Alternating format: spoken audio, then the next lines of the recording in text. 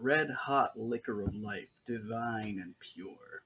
The wretches and lepers expulse it in their torpor, because it is evil and unclean, degenerate. In the sin-tortured throes of birth and its mirror, the holy ritual of the marital deflowering, blood is the anointing of life. So too in the heat and virility of battle, the bloodthirsty desire. A drop of blood lost, a warning. A spray of blood stolen, an omen. Death comes when the cherished blood is all gone. Welcome home, my beautiful blood. Welcome to Bloodwine.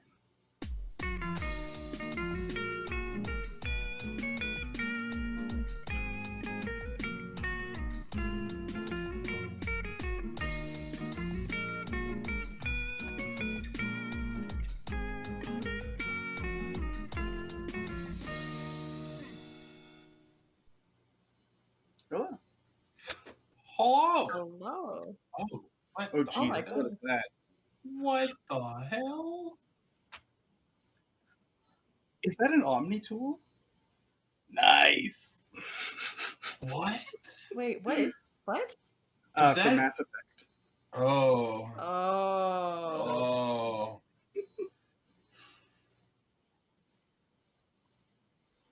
Mhm. Okay.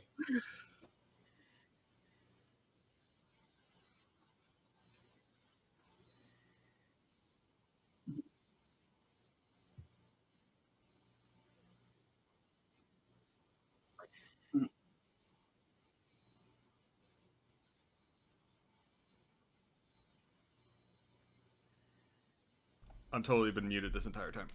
Okay. Oh no, you've been muted this entire time? Yeah. Oh my god, you've been Yep. muted this entire time? Oh my god, I've been All muted of this us? entire time. No, not all of us, just me. Okay. What? So, Okay. to explain man. again, BioWare released a thing saying, hey, how many of you would be interested in an Omniblade replica if we were to release it? Go to our store, put the money down. If we get enough, we'll make them. And enough people put their money down, me included, on that one. I was one of the first people. It's Oof. it's And interesting how well now I like have- Mass Effect. Now I have this. Yeah. It It's just came interesting in how today. well like the Mass Effect merch sells, like as a series. It's on like a Star Wars level. Like I have seen so many N7 hoodies. Oh, I yeah. have met like more people wearing those than people wearing like miscellaneous Nintendo merch. Yeah. You know? Yeah. They sell very, very well. Like I think the only singular branded item I can think of, and branded is a bit of a weird word for it for the specific scenario, is like NASA t-shirts. And like I went to school for space. I met a lot of people who had NASA t-shirts. Yeah. I found a Funny pair of... story. None of them worked at Oh. NASA. Yeah. No, of course not. I have a NASA You'd t-shirt. be aspirational. I found a pair of NASA cargo shorts made out of sweatpant material. And if they had my size, I would have purchased them and worn them every day because they were the most insane article of clothing I've ever seen presented for a human being to wear. Like, I think that if you were to present that to the wonderful drag queens in RuPaul's Drag Race and said, "This, you have to incorporate this into your outfit," I think they would all sort of sob and cry and give up. They would just leave, sort of en masse. It was so hideous. Like, I like the fact that if you just added "come back and finish the competition," that's basically every episode of Drag Race I've ever seen. To be fair, I Yeah. haven't seen that many episodes of Drag Race. I've seen too many, and you're not wrong. If you've seen one, you've seen them all. I have a terrible thing to admit. I've never seen an episode. Imagine what it's. Yeah. You probably got it.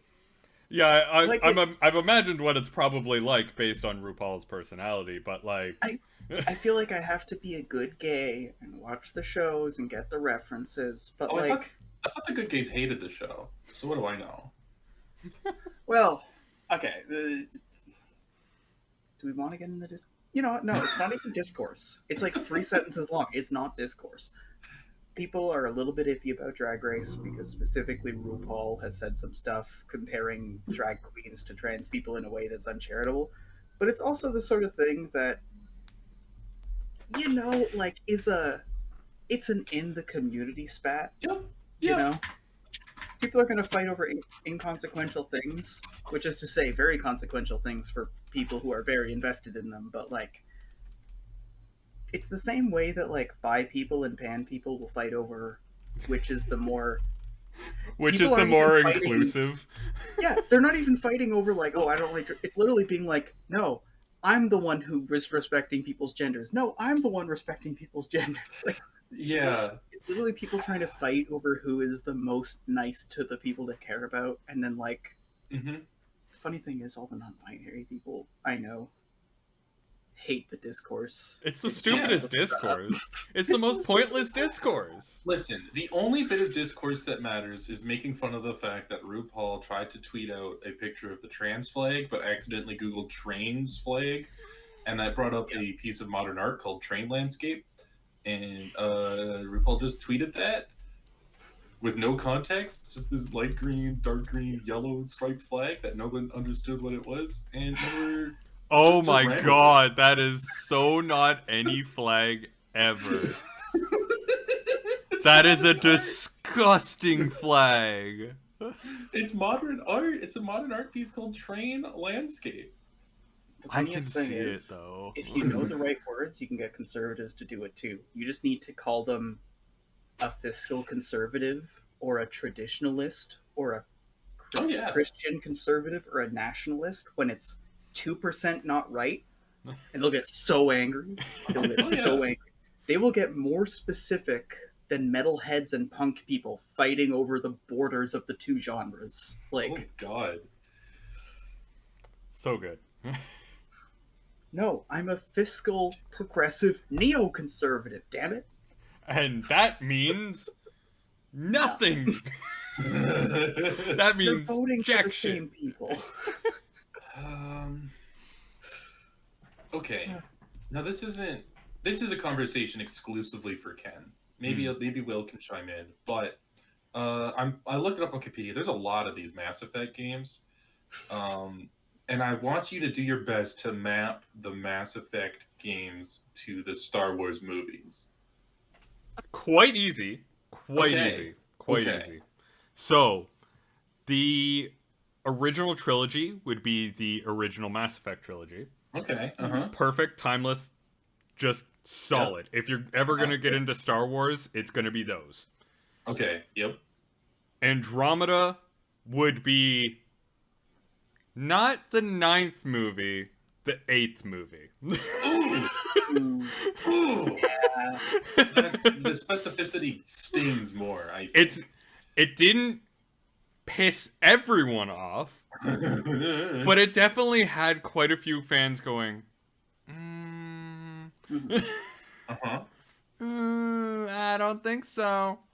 No, there's a lot going on here. And then, so I'm assuming that the then mobile titles for iOS and Android are the sort of prequel trilogy. No, they're the original Star Wars Clone Wars TV show. Few people have actually experienced them. Okay. See, for that example, I would have gone with the extended universe books. Okay, yeah. Let's go with it's another level of obscurity. Yeah, let's go with the extended universe books on that one. That makes more sense. Okay. Yeah. Also, I appreciate the fact that you didn't mention the ending of Mass Effect 3, because to be honest, I played that game, and while it's easy and fun to dunk on the endings, I feel like if you don't have any of that context and you just play Mass Effect 3 alongside the other games without anybody saying that the endings are weird, you probably wouldn't blink. I didn't blink. It wasn't until I started talking to other people who had played Mass Effect that I was like, yeah. I enjoyed it anyway. It's not that the ending of 3 was actually bad. No. It's that it wasn't excellent while the endings of the other ones were reasonably excellent. Also, I have seen way worse games. Yeah, way worse endings just not be called out. Like, people... I just realized I can't say the word on Twitch. People S-word for Destiny. And Destiny 2. Well, you can say simp. I say simp all the time. I literally did an entire rant calling me a simp. I thought that... Isn't that something that they changed? You can't say that, and you can't say the one with the eye. I thought that was... I don't. We're not a big enough channel that I think they would ever care. That's fair. You're gonna have a reckoning if we ever do get big and people... I come literally after have clips with that word in the title that haven't. Nothing has ever come of it. I'm going to Google. But Ooh. Oh no! It will be branded as. It will be banned when used as an insult. yeah, exactly. We're not using it as Okay. an insult. So you have to target someone. Yeah, you have to specifically call out someone. And me calling myself out is just self-deprecating humor. Well, I have forgotten the beginning of this sentence, so I feel like we should probably start game. Yep, let's start game. So, what do you guys remember from last session? I'll give you a freebie. We're raiding a place. What else do you remember? You went to the prison to try and get your guy, and it didn't quite work. Mm-hmm. Yeah, turns out Chelsea's dad tortured me as a kid. More than likely. Dad. Whether Not he- my whether- dad IRL. Well, like, Yeah, yes, that we know of. obviously. I mean- but like, might not been him in person torturing me either. He probably gave the orders. I don't know if he would have done it himself. Yeah. See, I always wonder if it's important to be making the distinguishing... There's no distinction. Like, the distinguishing points of being like, hey, character, should you... And then there's those things where it's like, yeah, Chelsea's dad's a prick. And it's like, hold on. Okay, Hold on. yes, distinction, Hold up, distinction. Wait, no. There's no way that Chelsea's dad's name is Ken. That doesn't make any sense. I don't know why I Elsie's thought dad that. or Jane's dad? Chelsea's dad. My dad's not named Ken. It's either like Ken or James or Ross or some sort of like Friends character name. Gunther. Gunther. Yeah. Anyway. Gunther was my let's favorite not- character in Friends, like in the couch scene where he's like trying to lay on the couch being like, hey, it'll go good. Or like, you know what, like he's the one who works at the cafe who always gets them their drinks and then eventually moves in with Ross and becomes a permanent member of the crew. What if There's they also there's the whole episode where him and Joey have like a gay scare and then they both try to get with who's Jennifer Aniston's character again? Jennifer Anderson. Yeah. For Anderson? Jealous and Yeah. Anderson. I forgot where I started with this. This is all made up Friends plot lines, anyways. Was there a friend named Jonestown Murders, or was that like? Okay, can I say this though? If you don't have nostalgia value, Friends is unwatchable. Oh, It's pretty so bad. It's quite unwatchable. bad. It is quite upsetting. It's I've up tried there- watching Friends, and like, I It's didn't up- watch it as a child. It's okay. It's one of those shows that like you watch it at the dentist, you know. Mhm. And you know what? Yeah. It's totally fine. I have that Mhm. nostalgia factor, so I'm willing to forgive the yikes parts of Friends that just aren't funny. But also I don't enjoy The Office. See, that's the thing. Mhm. I have the nostalgia for The Office. Yeah. I understand why someone would not find that show even remotely watchable. It is. Yeah. Let me put it this way: most of the caveat of that show from season 2 onward is that Michael Scott, the boss, is like he's a bit of a dick, but ultimately redeemable because he's really pathetic. But in that first episode, they don't make him redeemable or No. pathetic. They just make him a dick. Like, just, Yeah. I just didn't have fun watching it, you know? Like I was watching it and I'm like, okay, I get the premise. Yeah, that's kind of amusing. And then the episode finished and I just kind of went, I think I just wasted 20 minutes of my life. yeah, I just hear the Yeah. da-da-da-da-da, and I go, Yeah. It's like The Office and Team Fortress 2, I think, have the same role in society where if you're watching an over-edited YouTube video and somebody plays a clip of Kevin from The Office spilling a bunch of chili, Mhm. you can go, oh yeah, that's the clip of Kevin from The Office spilling a bunch of chili. The same that, oh, that's from Meet the Spy when he says a funny line, and you don't need any more context than that. You're fine. Yeah. You're good. You can just move on about your day. Yeah. The issue with the internet is that the only people who actually want to post things, like post their opinions about stuff, are going to be really, really angry or really, really for something. So you don't get that wave of mediocrity of just like, it's okay if you just find something fine and someone else finds something fine. Because that's the line where, like, you could watch it or you could not watch it. Look, you know what? Sometimes it's perfectly okay to look at Family Guy compilation, like, funny moments because you don't want to watch the actual show because the actual show is tortured for you. Like, it's fine. And we both know that you're just going to be tortured with YouTube recommendations of Family Guy for the next month anyway, so it doesn't matter. Yeah. Also, stuff doesn't have to be good. Sometimes stuff just has to release dopamine while you're doing Excel graphs. Yeah. It's playing in the background. Yeah. That's my life. That's my life right now. It's so much fun. Oh, I'm loving my job. Ah, good time. Anyway. Sitting there in Excel like, I have a degree.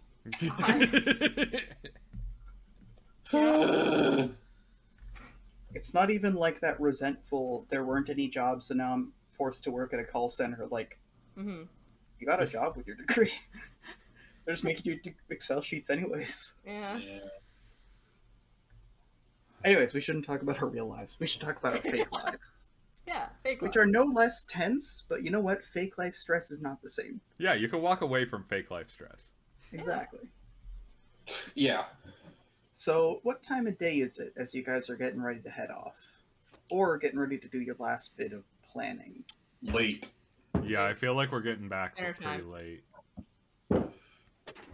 Let me get my character sheet actually. The docks are pretty sparse. Previous years, this time of year has been a nice kind of fall change over the leaves are tumbling from the trees and blowing in the wind, all brilliant colors, but now they're just kind of filling up empty streets. Similar to before, people are hurriedly looking back and forth, and you can see White Abbey ships are still patrolling the bay. Okay. The boat burning is over, but there's still, like boats leading people past a massive charred section. They're starting to put up buoys so that as these things slowly crumble into the sea, they don't pose any additional risk to ships. Well, I just love that it's just like, okay, for the next, like, year or so, we're gonna have these buoys to tell people not to go near here, because, like, they'll probably hit a ship. they should really have piled them up more so they only had to make one small buoy. Yeah. Like a wet floor sign. Yeah. Speaking of Chelsea's dad, he once showed me a sunken ship. That was pretty cool. There's a place where I used to go during the summers in Quebec, and it's an artificial reservoir. During the summer, it's like filled up enough, and there's like rainfall reasonably quick and consistent. But during the winter, you don't get as much rainfall because a lot of it's snowfall, and it gets retained inland. So the reservoir starts to recede, and apparently it's only for like a couple of weeks during the dead of winter, like right as even like a little past the dead of winter, like before any of the flooding has started to fill the lake up again. Yeah. You can see the top of like the church spire poke out of the water. Oh no. Ooh. That's a fucking metal album cover right there. Yeah, oh my god. Wait, It there's does- a church in the bottom of a reservoir? Yeah, it's a reservoir church. Try and keep up. Are you ready for the coolest thing Fish ever? need religion too. Okay. This place is called Bay du Diable. It's the Devil's Bay. Yeah, that's a Lovecraft name, right? Well, And there's so there's a church, a sunken church in a Alright. reservoir that's called Devil's Bay. Okay. Got it. Yeah. I'm following. Well, that It works. is the That works. fakest part of my life. Yeah. Like, it's real, but it's also one of those things where it's like, so you're telling me. Yeah. oh, You're telling me that there's a church at the bottom of the lake of Devil's Bay. That... You're telling me a chicken fried this rice. You're Do you telling know me why there's a church on the bottom of the reservoir? I'm assuming it easy. just This got is- flooded. Yeah. It's a widespread phenomenon. Just, there's no reason to go through the additional expense of demolishing an old town. And a lot of these towns are farming communities where just, the land's gone infertile, or it was a mining town that dried up. There's a million reasons that towns become ghost towns. Then all it takes is, this is actually kind of part of the plot of Color Out of Space from the Lovecraft books. It's a really frequent phenomenon. Yeah, Just, it's they happened move. quite a bit. It's already a ghost town. They make sure no one's in there. Then they, go, okay. Post a bunch of notices to the empty building doors. Go, anybody at all, and then they start flooding. Yeah, Gabe, there's an entire thing in Cyberpunk about it. Yeah. Yeah, that's a story mission in Cyberpunk. It's a fun story mission. I like that story mission. It's a fun story mission. If we talk about Cyberpunk, we're never going to play game. You were never going to play the game, no. Okay, back to game for the 10th time. It's not the worst if we get derailed, because, we're entertaining, but we're not doing plot. And we need plot. If we wanted to start a podcast, we would just turn this into a podcast. That's true. And let's be honest, there's enough podcasts that are just people sitting on couch being like, hey, it's funny when we hang out. Yeah. Ooh, the American dream. Okay, so we gotta get in there. We gotta get into this house. It's kind of late. We gotta plan it out, though. I think that as we're making our way back, it couldn't hurt to stop by the neighborhood, right? Yeah. Case it a little bit, maybe. Case it, maybe. See what we're up against for this. Okay, so one of the things that we could do was break into Jane's father's house. Yeah. And Yeah. Traditional gender roles here. Yeah. Yeah, I was assuming that. That might have been a big assumption, but it wasn't really that big of an assumption. Right, so for the purpose of the break-in, how long exactly, A, has it been since Jane contacted her parents, period, and B, since Jane left never to see them again? What is the age of being a legal adult in this city? About a year before that. About a year before that. Yeah. Yeah, you had to hide out at Tiana's grandma's for 8 months kind of thing until you were a legal adult. Yeah. So, how old is Jane? 27. 27. What do you guys think for Redwine Keep? Do we want to go with this is a medieval hellscape and the age of majority, quote-unquote, is 12, so they can draft you into the military and make you work? Is this going to be more like Canada and some parts of the US where it's like, well, some people need early emancipation because of shitty families, so you can rent an apartment at 16? Or do we want to go with the traditional 18? I say for the sake of internet, we just go with 18. Christ. Okay, yeah. Yeah, I was gonna say the good old fashioned 14, but See, I was gonna be here 14, but it's fine if you're a 1,000-year-old vampire. sure. I was gonna sit here and be like, yeah, we're just doing plot where we go through someone's childhood home. How good? And then I was like, you know what? We are on the internet. We are on We're the internet. on the internet. People have weird opinions on the internet. Very. Yeah.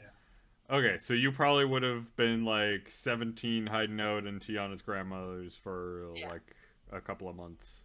Yeah. Okay. So it's been 10 years. Mhm.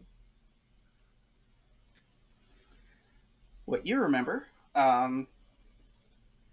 your mom is an employed professional because feminism, especially going back to the earliest of its permutations, is something heavily influenced by class. So women have been working since prehistoric times. It's just, it was poor women working. In the case of things like being guard captains and mages, they tend to hire noble women, but not lower class women in Redwine and throughout Westmarch and the other kingdoms. Yeah. It's not that anywhere else in the world is any less vaguely shitty, but there's a unique strain of shitty around here. So your mom's a guard lieutenant who would just live wherever she would live. She, however, lives in your father's inherited home, which is the prison warden's home. Because this is an inherited, like, government-affiliated home, it is integrated. Like, it's an old part of the city. It's integrated with the keep and the walls. Uh, Across from your front door was actually the stairways up to one of the guard posts in the interior of the city. Hmm. It's Fun. not unheard of for strangers to walk into your house wearing regalia, being like, "I need to talk to this person." Hmm. Okay. Okay. Interesting. That means we don't have to go far. Mm-hmm. So at any time that you want to like scope out this house, you can just use your memory to remember parts of it. Just remember that it's 10-year-old information. Hmm. Okay. Let's Well, scope out the house then. Yeah. yeah. Well, I mean, starters. How many floors and where's the office? Yeah. Okay. How many floors? Where's the office? 3 floors and a basement. The office should be in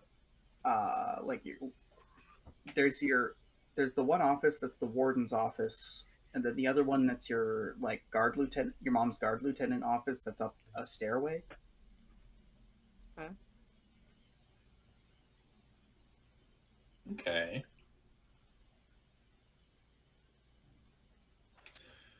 So, sorry. So there's 2 offices. Two Guard offices. lieutenant office is up a staircase, and the first office is ground floor. Is the first office ground floor?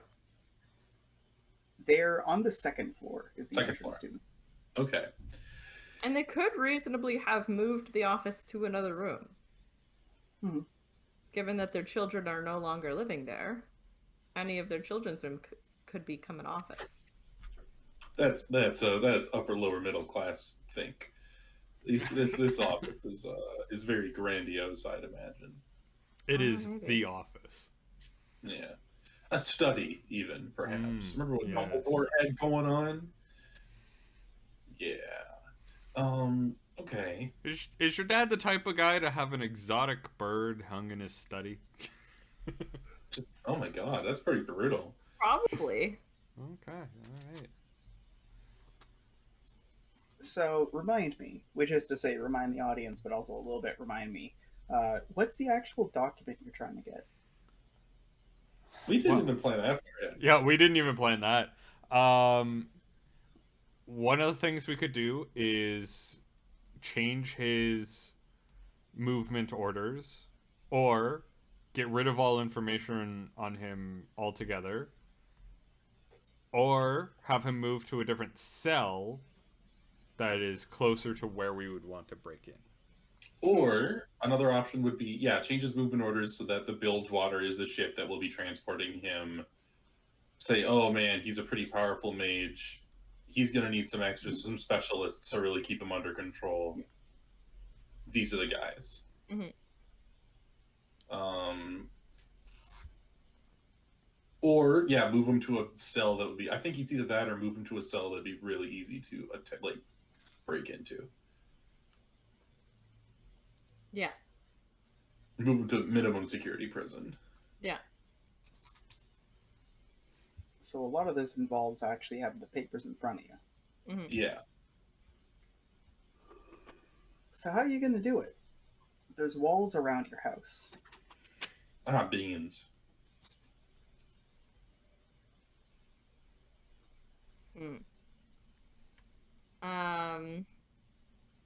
I take it you don't want to just walk in there. No. Okay. Man, I wouldn't be able to just walk in there. It'd be a pretty crazy distraction if, their estranged daughter came home. I bet you that would get him out of his office. If we wanted to do that as a distraction, we could do that, yeah. If you want, I can be your partner on this one. Yeah. We'll keep that in mind as an optional distraction. But Yeah. if we could avoid that, that'd be Fair. fantastic.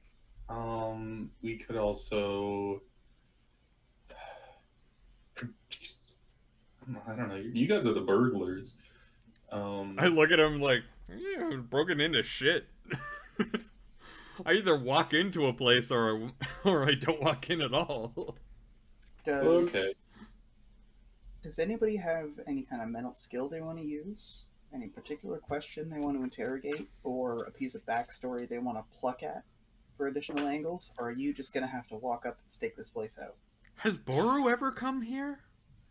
Did Boru ever drag any of us here? Oh. To this estate, almost definitely not. Really? I always pegged Boru as a schmoozer type. They would try to, like, ingratiate, but...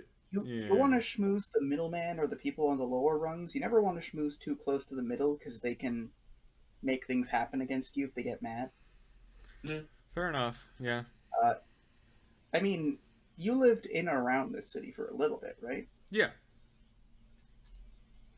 In what capacity? As a rapscallion pickpocket and, in general, nuisance to guards. Mm-hmm. All right. I've probably crimes I Both have are gonna be committed nuisance. crimes I have committed in Redwine. I have probably lit things on fire. I have most definitely stolen from people. I have definitely like posed as a mystic in some general regard. I don't know what the crime is on that one, but I'm sure there's some sort of fraudulence there. Yeah, they don't like it. I've definitely assaulted people. In general, if it hadn't been for the fact that I was like 12, probably would have killed me outright. So, odds or evens? Both are results? You tell me. Odds. I will always go odds. I will roll them up. I rolled a 2. Yay. You have watched guard patrols to try and, like, you know, steal things from bakeries and stuff like that. Sometimes they will pop up in different sections of walls, even though there's no actual walkable section. There's little, like, crenellations here and there in the noble districts where, like, you know, they actually try and fortify people to protect them against invaders a little bit better than the lower districts close by the docks.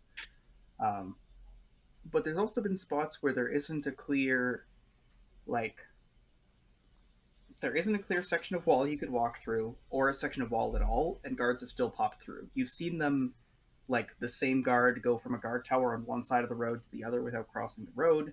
You've seen them, like, come out of the guard tower near one house, then come out of the guard tower on the other end of the block. Those walls are places you can sneak through.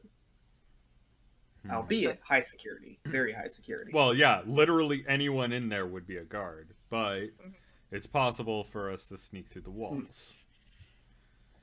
It's one of those things where if you're in there and you're not dressed as and with a full guard alibi and you get caught, like, that's the only way you're going to be able to get away with it, is if you're like, I am a guard, this is my patrol. But at the same time, there's like a 0.01 chance you'll even encounter anyone. Yeah. These are long sections of cramped hallway that are deeply uncomfortable to be in. Yeah. Only used when need to. Yeah. I wonder if the Rookery would have some sort of, like, floor plan or something like that on record, or if there's ever, like, any sort of architectural record stored somewhere in this town. We gotta do an architectural record station heist. Steal. I was wondering. Break in the hair, break into the hair, break in everywhere. What if, like, an Imperial investigator showed up being like, we have reason to believe that your daughter is actively working against the Empire, was involved in the sinking of multiple ships. We'd like to talk to you for a second. That would probably be a distraction. I mean, we wouldn't have to lie. Yeah. And we would be accidentally giving him information about me, right? False information. Yeah, they're on a ship called the Wilge Blotter. Sailing only in the northern regions. Yeah. Now, the Rookery's a bit of duality, because, like, you guys have a lot of clout and you're involved, so anything the Rookery has for Rookers you could get extremely easily. The Rookery probably has some kind of blueprint copy somewhere for some reason, but that would get you in fired forever kind of trouble. Yeah. Yeah. Okay. I don't think that's worth it for this guy. No. Like, imagine- Probably not. It's not good to Imagine you're- lose our payday. Imagine you're a city employee and someone gives you $100 to send you a blueprint and you send it to them and then your boss calls you in. How's that going to go?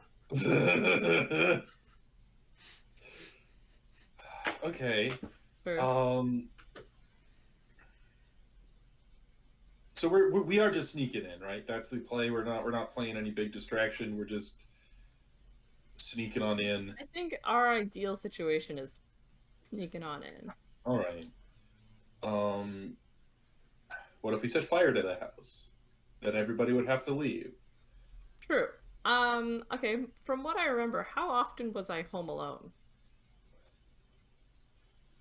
Alone, or your parents were gone? I guess both. Like, how often for each? Part of your house, albeit a very small part, is actually a guard barracks. It's not accessible from within the home, but within the home, there's a couple of doors that you've been told never to enter because they access the walls. Okay. What else is there? Technically, guards would come and go on the inside of the house, and occasionally guards are posted. The issue is that, like, there's a courtyard and, like, a guard post literally across from your house, and then that's on the inside of the walls, and then once you get past the walls, you're just on the street and you hit the other sections. Like, you're sharing space with the guard in a working capacity. Okay. The house could be easily described as desolate in the right time of day, but that time of day is deeply subjective. Okay.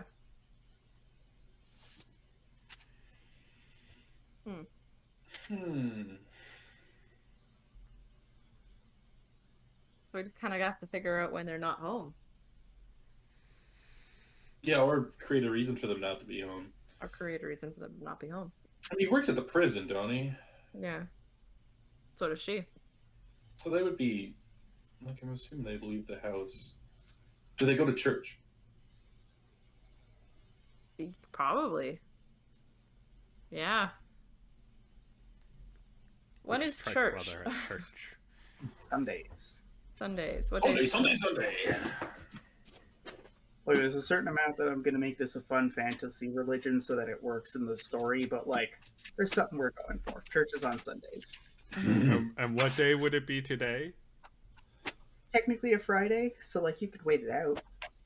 Okay. Okay. Yeah. Not super excited about that plan. The longer he's in there, the like less time we have to work with before he's shipped off back to Riverbend. Because when is he shipped out? Within the month, I believe it was something like that. 1 month exactly is the time frame that someone can come and pick him up for extradition. I think a day isn't pushing it that far. If we move fast after we get that paper. Okay, we need to figure out what paper do we want to get. You want We to, should figure that out. I think we want to get a paper that says that the Bilgewater is going to take this guy. Then we can go there and say, hey, this is our ship registration. Yeah. We're the people supposed to be picking this guy up. This is a direct order from the boss. Yeah. This is a special guy. I won't be able to use magic on the thing. Whatever matter. we're doing to forge this, it needs to be non-magic because they have that gateway. If this order passes through that gateway, we're screwed. Right, but that's true no matter what we say. Yeah. Yeah. Like, We need no like matter a what- real forgery. Yeah, we need like an actual forgery. Right, so we need to get his stamp. Do I know anyone in this town that's good at forging shit? That is way more likely for something for me to know. In this town, who's good at forging things? I mean, Putting it on you. 5, 4, 3, 2. a guy just named Johnson. He lives Johnson. out near the docks. Okay. Johnson by the docks. Johnson by the docks. I'm not gonna lie, you were still gonna get a contact if the timer went up, but it was gonna be a tooth pulling it interaction. Yeah. So, Johnson by the Docks specifically is qualified enough to do high risk jobs, but will push people away if things are too hot. It takes a lot to get this guy to take an unnecessary risk because Johnson's like a 60-year-old guy. He's been doing this, he's been forging things for like 35 years.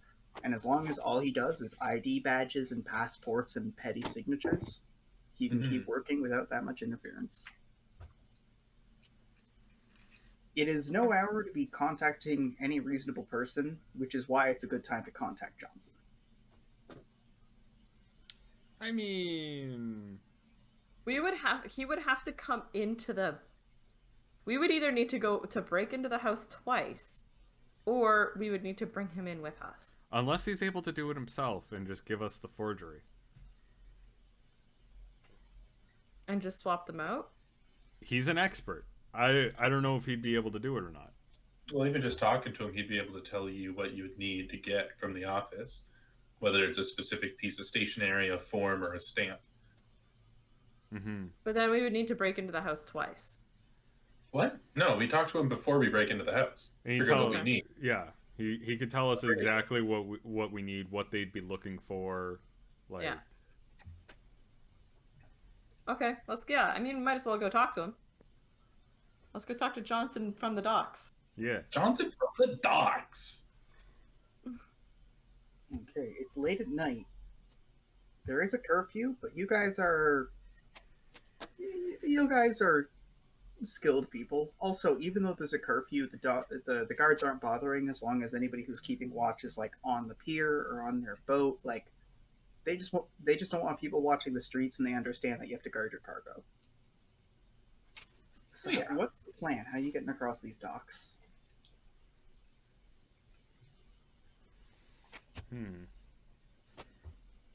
Well, how far is he?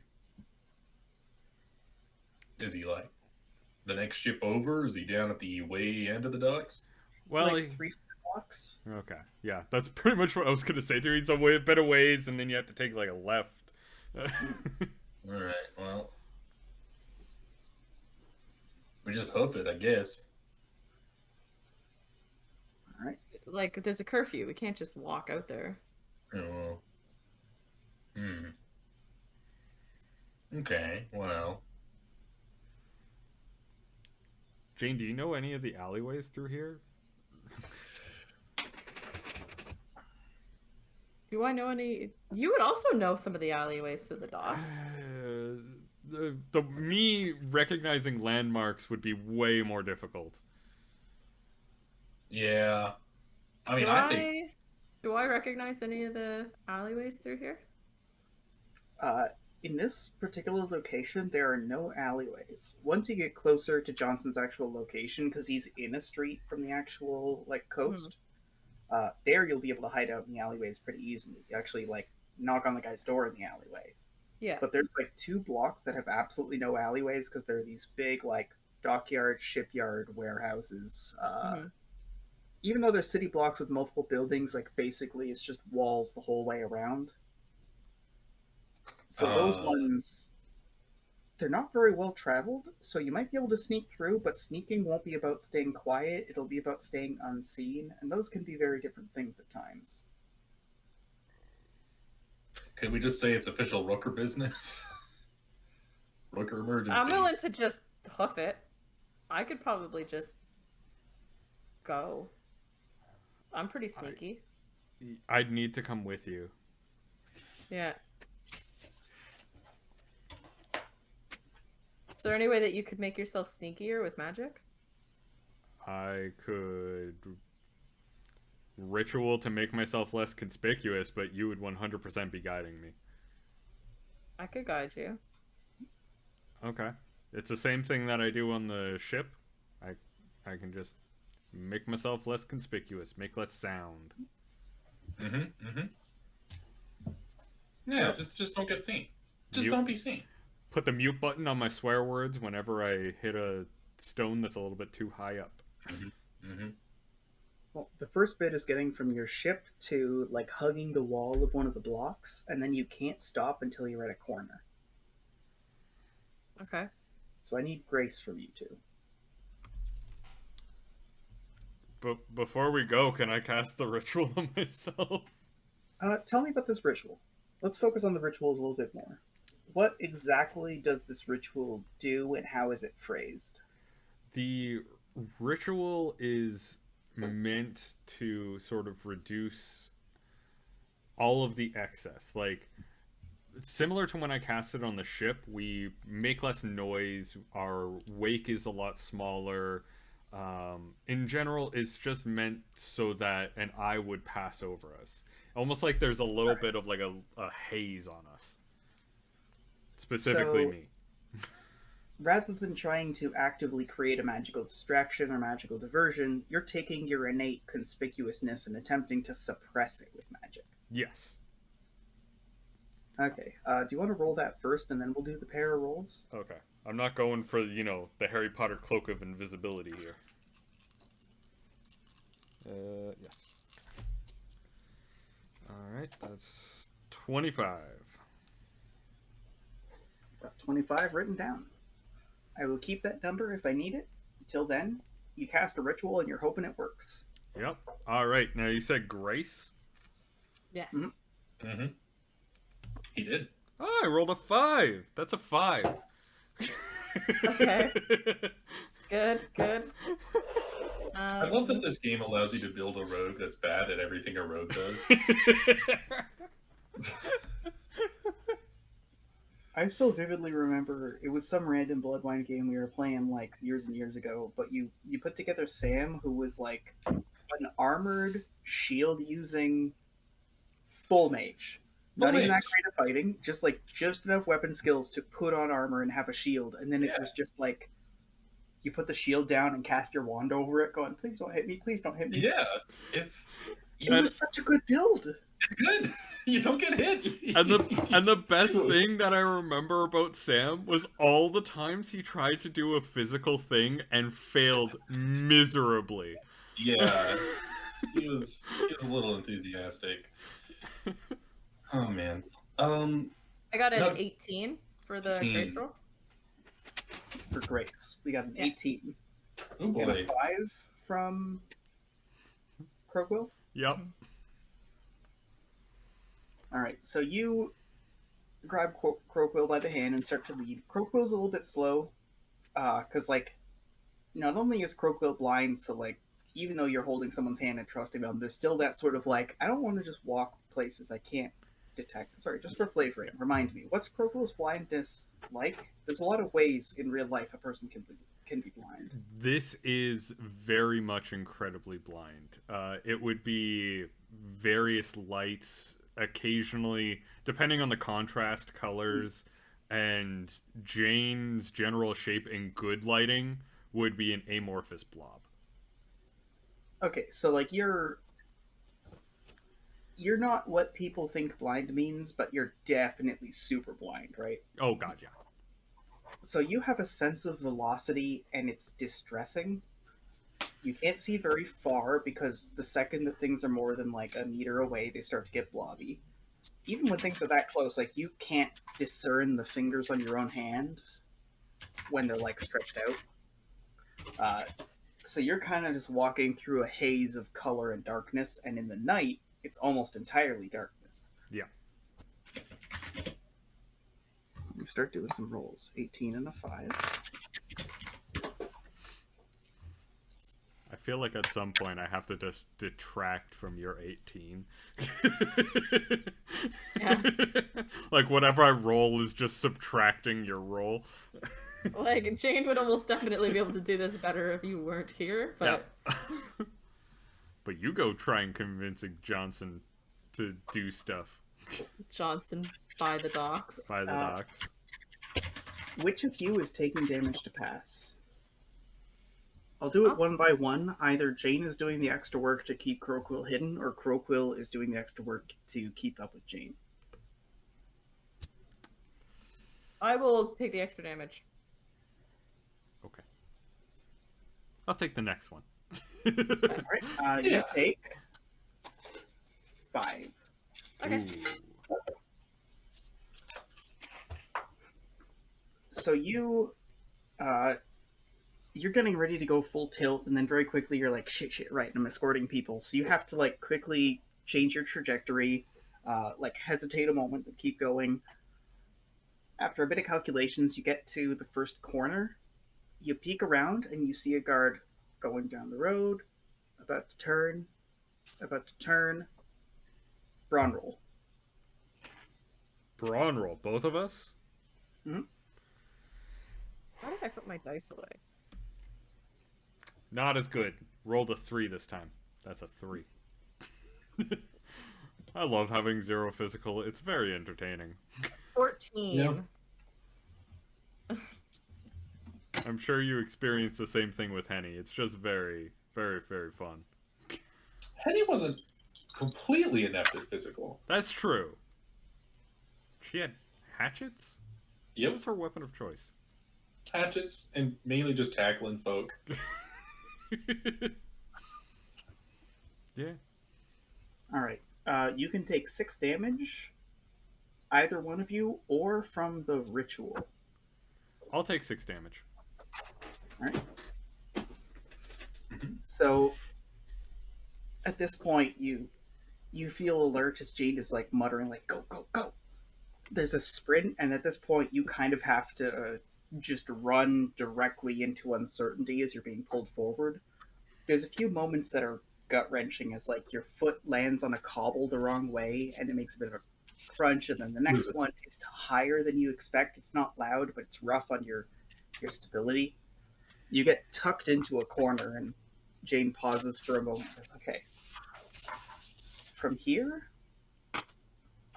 this is actually a roll that's taking place over like several minutes. You just have to roll delicate to not draw attention in this alley while you draw Johnson's attention. I rolled a 6. 6? Yep.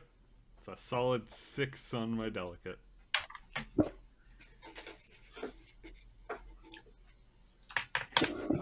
$18. 18. So we got an 18 and a 6.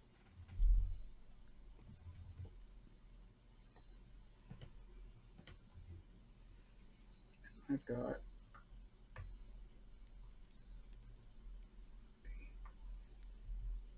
Alright, I need someone to take 7 damage. Either one of you or the ritual. I feel like this is what the ritual is meant for.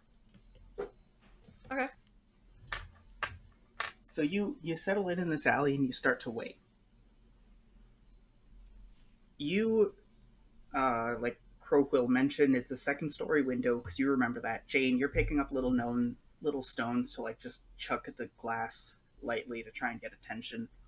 And Croquill, you're waiting until like the tension and the magic peaks, and then you go now. And then Jane, as you chuck a stone, unbeknownst to you, elsewhere, like walking down the street, a guard trips on a boot, and trips on the edge of a cobble, and then kind of looks at it nervously and keeps going. So that's what happens when I trip on the sidewalk and there's nothing for me to trip on. It was a ritual cast! Ah, it makes perfect sense. You chuck another stone. There's a crack. Let me just update this here. Another one, like a hit. You can see someone moving around in there. You see them actually like hold up a bit of a flame by the window and then go to bed. They must not have seen you. Another crack. Distantly, there's a guard that sees something, then another guard waves, and the pair of them go to respond to, just someone going outside, and all of them start going, hey, look, I understand you just gotta, there's a curfew, listen, we can escort you, but, some kind of interaction happening a little ways away. You could just barely hear maybe a half block or block and a half, somewhere in that gray area, there's some kind of interaction happening. Not hostile, just civil difficulties. At this point, with the last crack, whoever it is wakes up and then looks around and then opens the downstairs door a few minutes later with a candle. Hello? Jane, you Yeah. see a blind elf born with a cane kind of muttering and going, hello? I give Croquill a nudge. Would a blind elfborn be a fitting description of the man I know? Johnson doesn't answer the door. At all. Ah, gotcha. What would be like, is there like any sort of protocol with that? Or like, would I know anything about this? You're just supposed to act like this is Johnson and just be like, hey, Johnson, how's it going? And not mention what you're here for. Okay. I relay that to Jane, and I have Jane take it from there. Oh god. But I'm also like, there. Well, I'll do it. I'll just be like, hey, Johnson.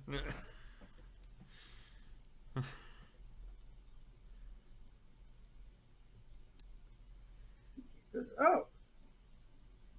Right, yes. Look, there's a curfew. You better get inside quickly. Yeah. Sorry, you must have been locked out or something. This apartment, I swear, that landlord. Please come in. All right. Nice. We're inside. We're in.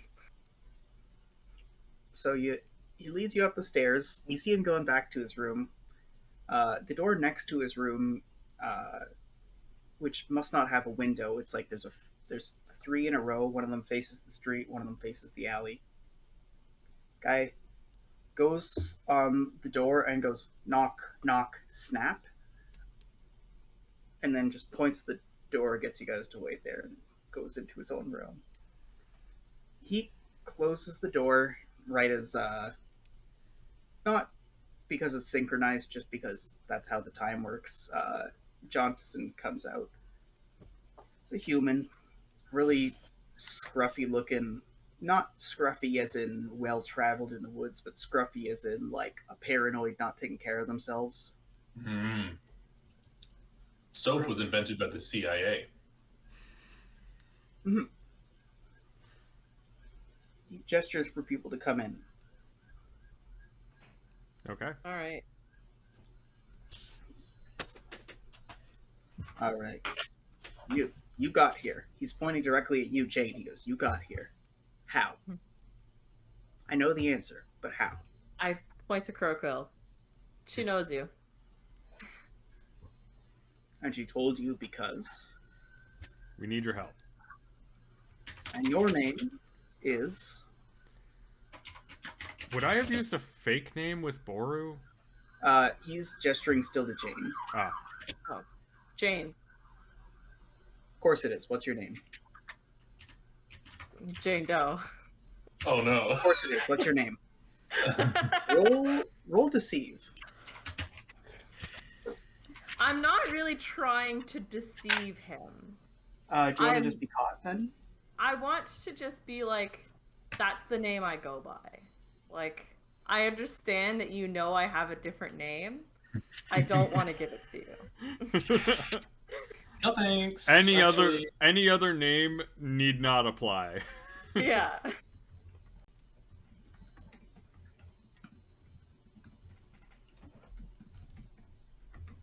So, sorry, I missed that because I was responding to something. Say that again. So I don't want to deceive him. I just want to be like I understand that you know that that's not my name, but that's the name that I'm going by. Like, I don't want to give you my other name. Roll convince for that. Okay. I can't assist you with this. A deceive I could assist you with. A convince I can't. oh boy. Okay.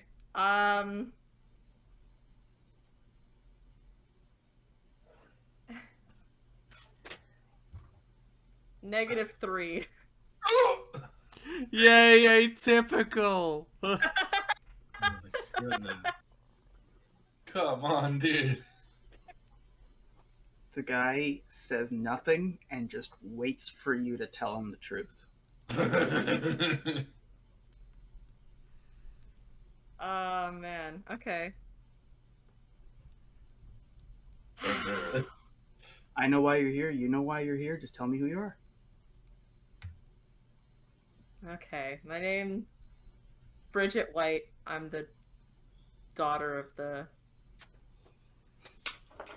the one that isn't supposed to exist anymore. Yeah. Okay. So what do you need?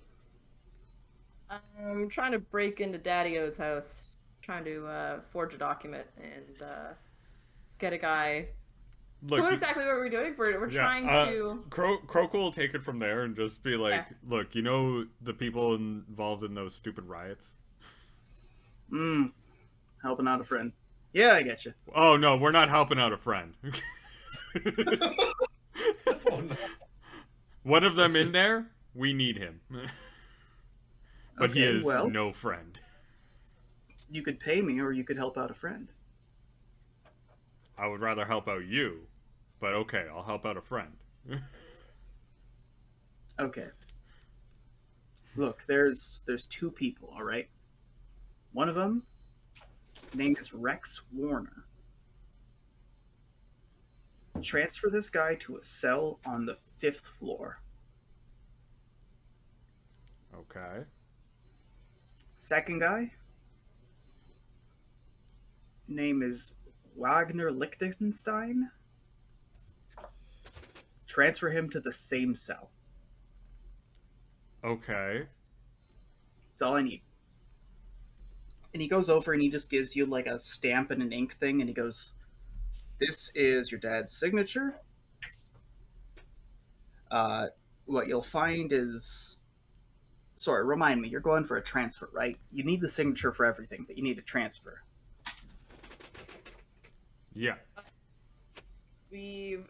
Are we going with the? Are we transferring him to a different cell, or are we doing like a transfer to our boat? Yeah, basically? we need him offloaded into our boat.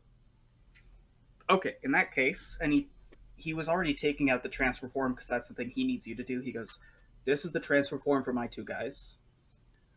You'll notice that there is a gold press that's put underneath the wax seal. You need to make sure that's there. And it's silver if the bounty is less than 20 gold. It won't be for either one, so just make sure you don't put silver. It has to be gold. From there, sign the dotted line. This one, and as you look at the samples, you can see that like these are maybe a couple of years old, but they're just like random dead documents for people that you don't recognize. He goes, "This one here," and you look and you blink, and sure enough, it's the name you saw earlier, Rex Warner. He goes, "This is a transfer form. This is going to be difficult. You need to enter the ship name in convincing handwriting."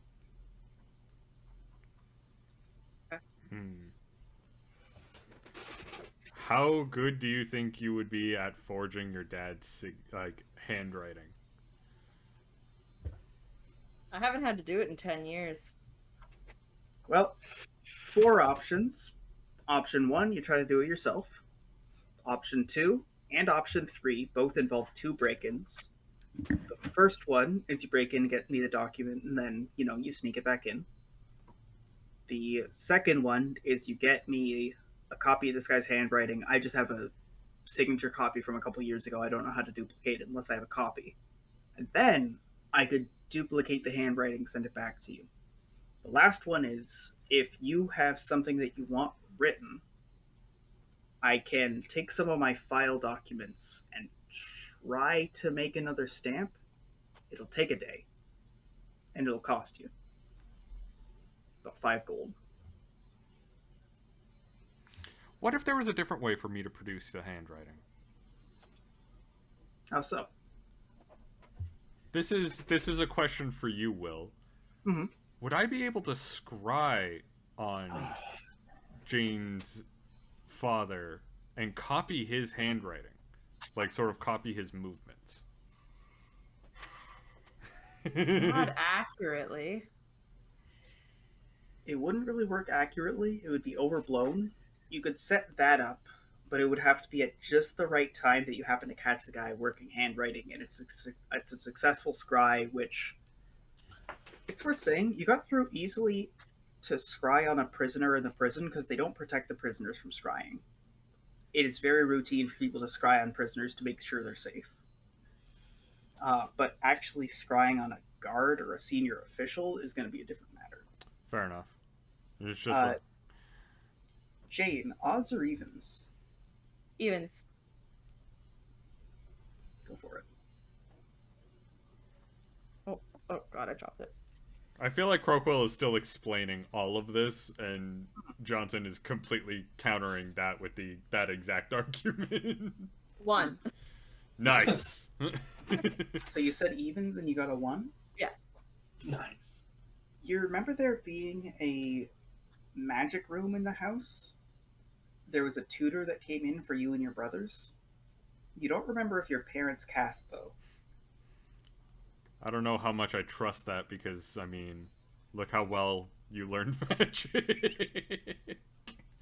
There's 0 in it. It's like taking grade 12 French at an English school and then 10 years later you can't speak French. Or in, like, everyone else's case, it's like taking grade 9 French and then you don't speak a word of French the next year. Yeah.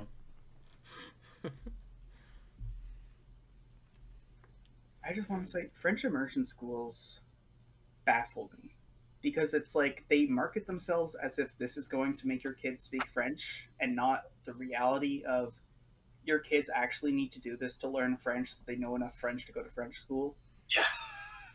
And it's crazy because the amount of kids in French immersion is like 5 times as many as full French schools. And it's not because full French schools are super exclusionary.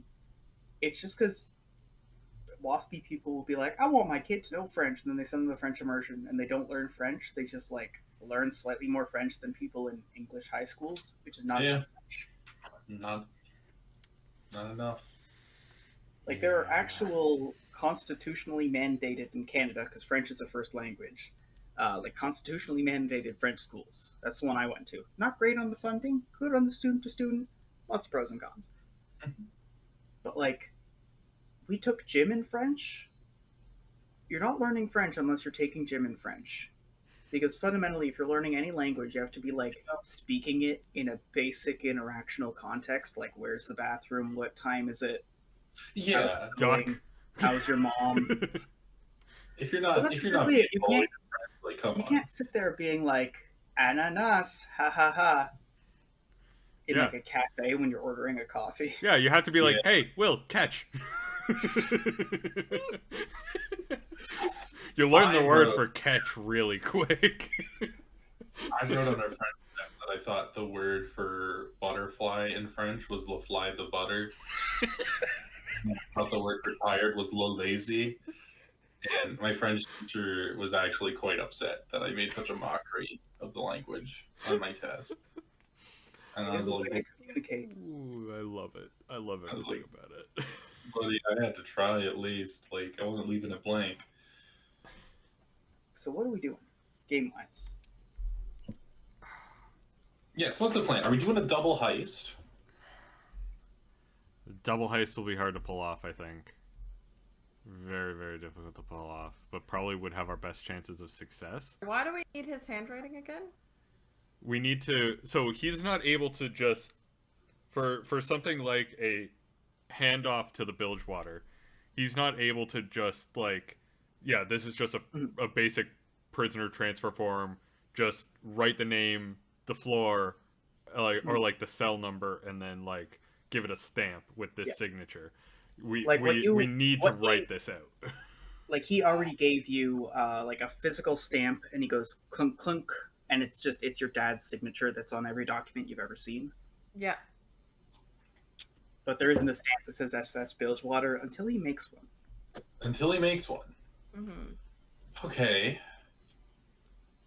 So.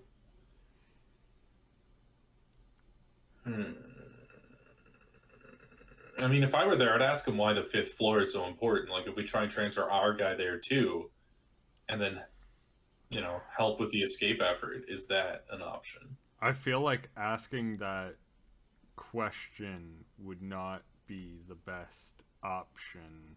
No, we don't want to. We don't want to ask too many questions. Mhm. Fair enough. I'll give you this quote. If you ask him a question, he has a right to ask you, and he'll be tactical in his answer, but he expects you to do so as well, so that it's for mutual benefit. Mhm. Asking is like bartering in an information trade. It's presumptuous, but it could profit you, even with friends. Okay. Like, he's the kind of dude who would tell you, don't ask any more questions. Okay. So it's at that point I would just be like, is there a specific reason why they're moving to the 5th floor? Is there a particular reason that this prisoner needs to be transferred to the Bilgewater?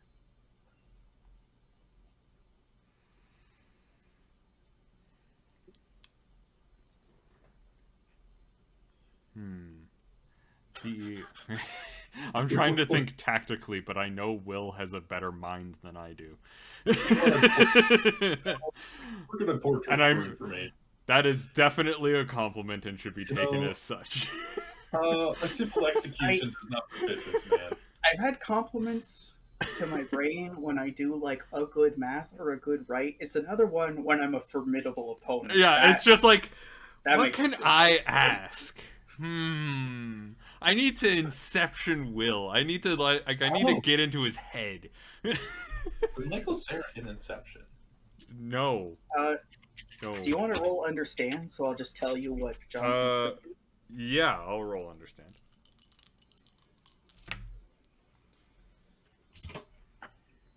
That is a 20. I rolled really well on that.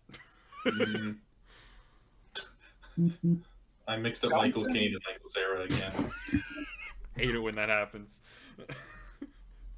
Johnson doesn't tell secrets, but the reason he's able to have so many specific stamps is because someone tells him something, someone else tells him something, someone else tells him something, and then he tells someone to do something without telling him why, and that person trusts them, and then he has a bunch more stamps.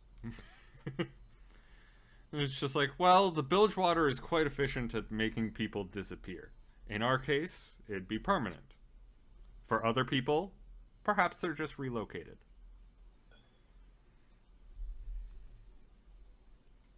That sort of an attempt is being made, and they're going to be 4 floors higher than they should be. Ah, beans. Well, not beans for you, beans for whoever's trying to kill those other people. Yeah.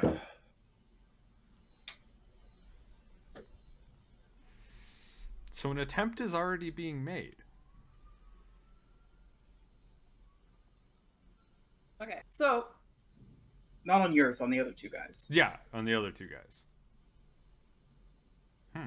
Interesting. I'll give you this one for free. It doesn't rhyme with anything in particular. okay, I have thoughts. So we just have like a piece of paper that we slip into his desk somewhere. Oh, maybe not into his desk. Where would we slip the paper for Rex and the other guy? Exact same spot. Exact same spot? Okay, we just slip it into a folder, and that folder will go somewhere? Yeah, okay. And that's already done, right? Like that thing that he gave us is complete? He didn't. He gave you your dad's stamp. My dad's stamp. Okay, but we need to... Okay, so we still need to do that. The reason you're not paying for this job to be done, like his forgery job, is because he just gave you the stamp and he's telling you also do these two. Yeah. All right. Okay, and so what we could do, go in, try to forge the signature ourselves, or what we could do is have to do two. Go in, get it, take it out, get him to do it, bring it back in. Right? 5 gold. Get the document, get him to do it, or sneak him in. I imagine if we're sneaking him in, he'd definitely want more than that. But he would also guarantee that his job goes without a hitch. You know? He'd be able to.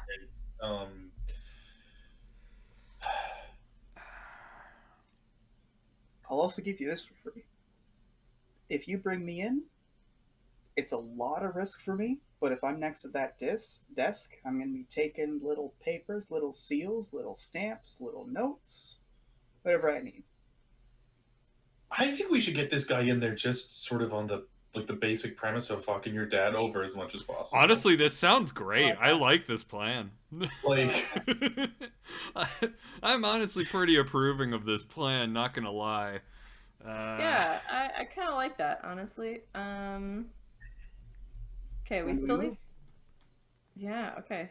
We still need to stake out the house and figure out when they're not going to be in. Yeah. So... You wouldn't happen to know anything about the guard patrols in the area, specifically around the walls and the tower that's nearby that house? I have stuff that was recent until the lockdown.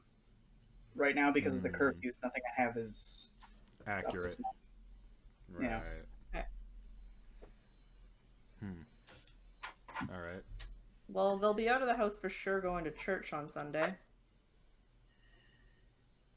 More than likely on Sunday while they're out of the house. Mm-hmm. So that's the time to do it. Mm-hmm. So Sunday church time? Sunday church time. There's a change of plans. There'll be a black crow with a note on its leg. Where? Outside your window. He looks around at a windowless room. It's just like outside Johnson's. Outside Johnson's window. Yeah. Exactly. He looks around at a windowless room, and Crowquill does not see him do this. Crowquill is just staring back at him and just like, oh yeah, this place probably doesn't have any windows. That would be a little bit stupid. Yeah. I'll be having a tavern breakfast. If you're looking for me, come by and ask. Guy will mention which tavern. Okay. Alright, I think we can get up and go. So, current time, 9 p.m. Real life. Do you guys want to stake out the house some more to really get as much info as you can? Or do you want to fast forward to Sunday and just like fuck you right through it? What do you guys want to do? I'm down to just fuck our way through it. Just go for it? Yeah. Sounds like more fun, honestly. If Will gives me like... If Will gives me the grace that I use Saturday crafting, then yeah.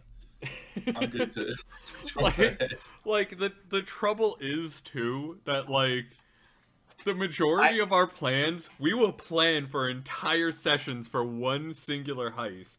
We will spend hours doing anything possible to give us legs up. But ultimately they come down to us just going fuck.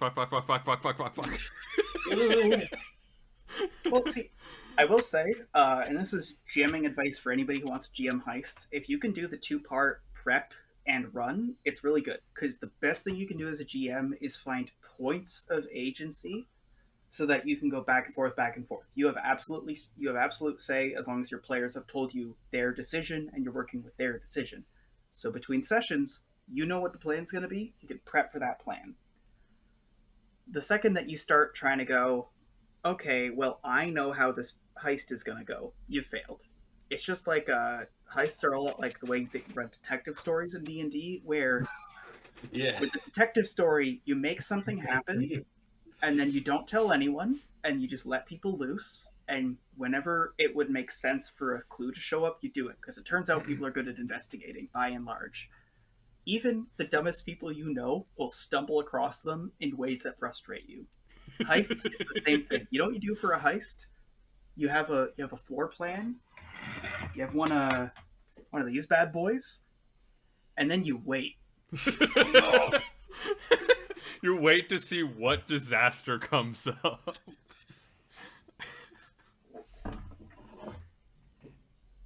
Well, in that case, I'm wondering, should I? Yeah, I might run off for a quick little joint. It's legal in Canada. That's not TOS. Are you kidding me? There are people that fucking smoke on stream. Like, That is true. yeah. All right, here we go. I do like when we're just like fucking shit up, you know. Hmm. Worst case scenario, I feel like, Daddy-O walks in, I could just start sobbing. yeah. Yeah. Father, Yeah. I've been a fool. Oh, what a fool I've been, wasting my prime years. Oh well, you know, and that's a perfect distraction while you guys go through his shit. Yeah. And All you have to do is go, what would my future husband think? yikes. These are my prime breeding years. And I feel like Oh, God. Yikes. I know I alluded to it, but like just saying it out loud hurts. I mean, I'm the one who had a gross blood monologue at the opening. Yeah, somehow less creepy.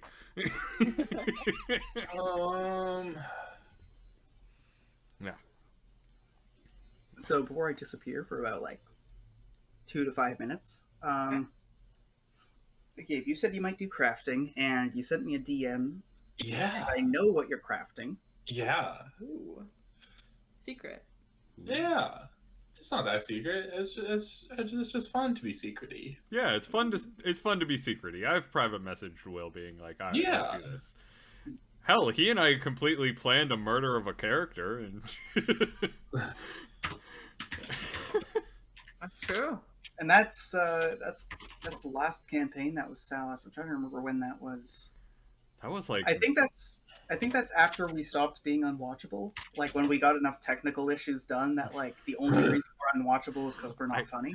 I feel so bad about the earliest episodes of Bloodwine because some of them are genuinely no. Can't listen. Look, the way I see it, we got those posted so it didn't happen when it was important. Yes. We just did the bad episodes as Yeah. fast as we could to get to the good ones. Yes. All right, Yeah. so it is Friday night. Sun is known for being a hard worker, so Yeah. I'll give you 5 rolls. Okay. And Ken and Yi is helping, Oh boy. so it's up to you if you want to do 10 rolls or 5 times 2. What's your physical bonus, by the way? Oh, plus 10. Right, Ken and Yi's is plus 5. Okay. So, Like it. Superficially, he's a very good crafter who just doesn't have the dedication you do, but he's also like married and has a successful relationship with a person that isn't a robot. Shots fired. Oh, be- God. So that'd be 10 called from out. me, 5 from him, plus the 5 materials. And then 10, because he is doing mechanics. Oh, okay. So that'd be just a flat d25. And then so 8d6 plus 25 times. I'm gonna go. Okay. I'm gonna go Fine. follow the Canadian law. Okay. And I'll be back in like 5 minutes. Enjoy. I know I could just say I'm gonna smoke weed, but it's so much more fun to do it allegorically. Yeah. Jazz cabbage. Like, Reefer madness. It'll do you in. All right. So we So I don't know if anyone that has seen my sort of workspace will understand that my mind compels me to draw things when I'm working on something. uh-huh. So I just have pieces of paper lying around my desk that don't mean anything except to me. One might be actual garbage, and one might be like the cornerstone to whatever project I'm working on at any moment, and they're indistinguishable. So I grabbed a piece of paper to do the math on if I'd be able to build this fun thing or not, and I accidentally grabbed a piece of paper that has written, "Why am I doing this?" in like big letters, and I don't remember why I wrote that. That might be like a philosophical thing, like I'm trying to figure out how to get this problem solved. Why am I doing it this way? Or it might be me, and but like, also just mood. Yeah. I'm gonna go with mood on that one. Yeah. I don't know if I have explained Jane's relationship to their family, but Jane's family is like. I think we had a session 0 where it came out. Go watch session 0 and then come back to this live stream. Yeah. The entirety of it, because Chelsea's character gets built slowly over the course of the entire time. Yeah, I think that I built my character in about, 15 minutes and then spent the rest of the time on a Team Fortress 2 cosmetic site. You did. Yeah. You 100% did. But Jane's parents are like white supremacists. Basically, super racists. Yeah. That are moderately abusive to their children. Yeah. Kind of conservative value type people. Yeah. And Jane didn't mesh with that. Jane didn't mesh with that. We do not vibe. Do not vibe. It's not cool. Don't like it. I'm throwing white supremacist daddy issues into Neuro Blender. Do it. We're not bringing back the fucking Neuroblender thing again. It's so good, though. I don't need that cursedness in my life. No, I don't want that. Oh, the last Neuroblender thing just had everyone in the Discord confused. It was good, though. It was quite good. The plumage. The beautiful plumage. The beautiful plumage. Yeah. It was great. There was definitely plumage. Why was there plumage? I love that he's wearing basketball shorts. He is. Wait, what? That's also true. Oh, is he? Oh, I didn't even notice that. Totally is. Okay. That's good. That's nice. I wonder if Just you give it up. If you get Neuroblender to do like a full image, like if you said, Bog Boy pants, Bog Boy torso, Bog Boy face, and then combine them in Photoshop. You could probably. I'll create my next Bloodwine character this way. Saladrol wants me to show off the Omni tool again. Yeah! Hell yeah! This latest Cision Pro Omni tool has all the latest tools and gadgets. Wow! Need to impale your enemies? This is the sharpest blade made purely of light. Sure to pierce through any shield. Wow! Need to blind your enemies? You can turn on the light and totally overexpose your webcam. Yay! In the game? What? Is that a thing you can do in the game? What? Overexpose the light? Yeah. It's some technicalities. Okay.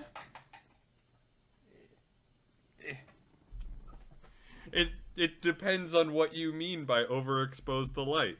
Does an explosion count as overexposing the light?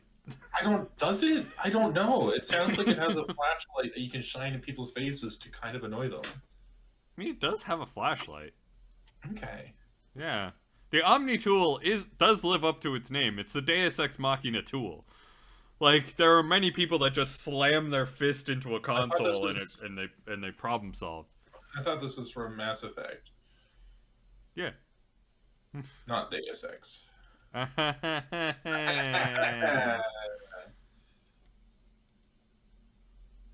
don't get it. Mass Effect 1 did have that weird filter thing that was popular back then. I don't remember what that was. But Yeah, it did have a weird filter thing. I I don't know what I don't know exactly what you're talking about, but yeah. Mass Effect 1 filter. Well, it's more like OmniTool, and you would see it on the. Oh, I see. Yeah. It's changed a lot over the course of 3 games, and then. What year did Mass Effect come out? Mass Effect, the original Mass Effect came out in 2009? 2007? Oh, okay. Oh, yeah. Yeah, if you look at the Mark reports for, like, their proposal for the original Mass Effect game, they proposed a trilogy, but they said that it was going to be on the next generation Xbox console, which they titled the Xbox 2. Because the Xbox 360 hadn't even been announced yet. Hey, 2007 was a wild year for video games. We got the original BioShock, Assassin's Creed, Crysis, Mass Effect, Super Mario Galaxy, Portal, and the B-movie video game. And you know what? Despite the B-movie video game being on that list, Mass Effect was Game of the Year. Yeah. You know, back when, like, every popular game had somehow Game of the Year slapped onto it. Yeah. When Game of the Year was a selling point. Why did 2007 slap so hard and the 2008 had, like, Little Big Planet and Fallout 3? And the financial crisis. I can't say that's it. Excellent question. No, like, seriously, 2007 was, like, I think the pinnacle of video games. It's funny how it's like... The Witcher is from 2007. Come on, dude. Well, here's the thing, right? A video game, depending on the scope, takes from, like, 1.5 to 5 years to develop. Yeah. Longer and shorter happen, but they're marginal.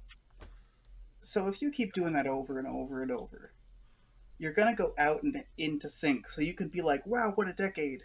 Because every single year... Sorry, I'm a little bit out of breath because I just did a lot of weeds. You can have, like, year after year after year of, like, every year there's, like, 3 amazing games that come out. And then you'll have, like, a random year where there's, like, 8. And then there's another year where there's, like, 1 half-decent game that comes out. And then the next year, you're back to normal. Just because it's, like, it's how they synchronize. Yeah. Team Fortress 2 and Lego Star Wars The Complete Saga both came out in 2007. Yeah? Team Fortress 2 did? Yeah. Fucking golden age of gaming, 2007.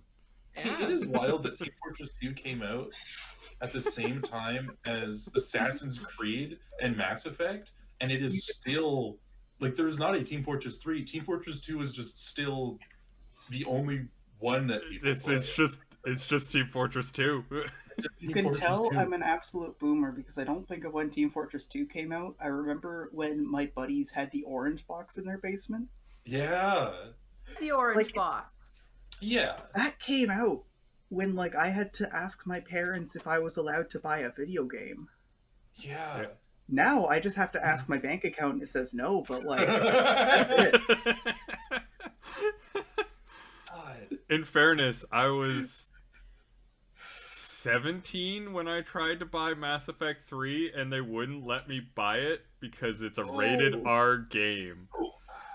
And that was when you had to buy physical copies of games. Did you have to get your parents to buy it? Yeah, my mom was waiting out in the car because I was like, we were driving home and I saw Future Shop and I was like, oh, can I stop in there? I need to pick up this game that just came out. And she was like, okay, I go and grab it and I'll come back out later, very, very dejected, being like, I need you to come into the store. Even though my birthday is in like a month, I need you to come into this store to prove that I'm not a delinquent. Yeah. I have to do that at least once, I think. So what's incredible is that 2010 now has a bunch of sequels to the great games from 2007. 3 years. Yeah.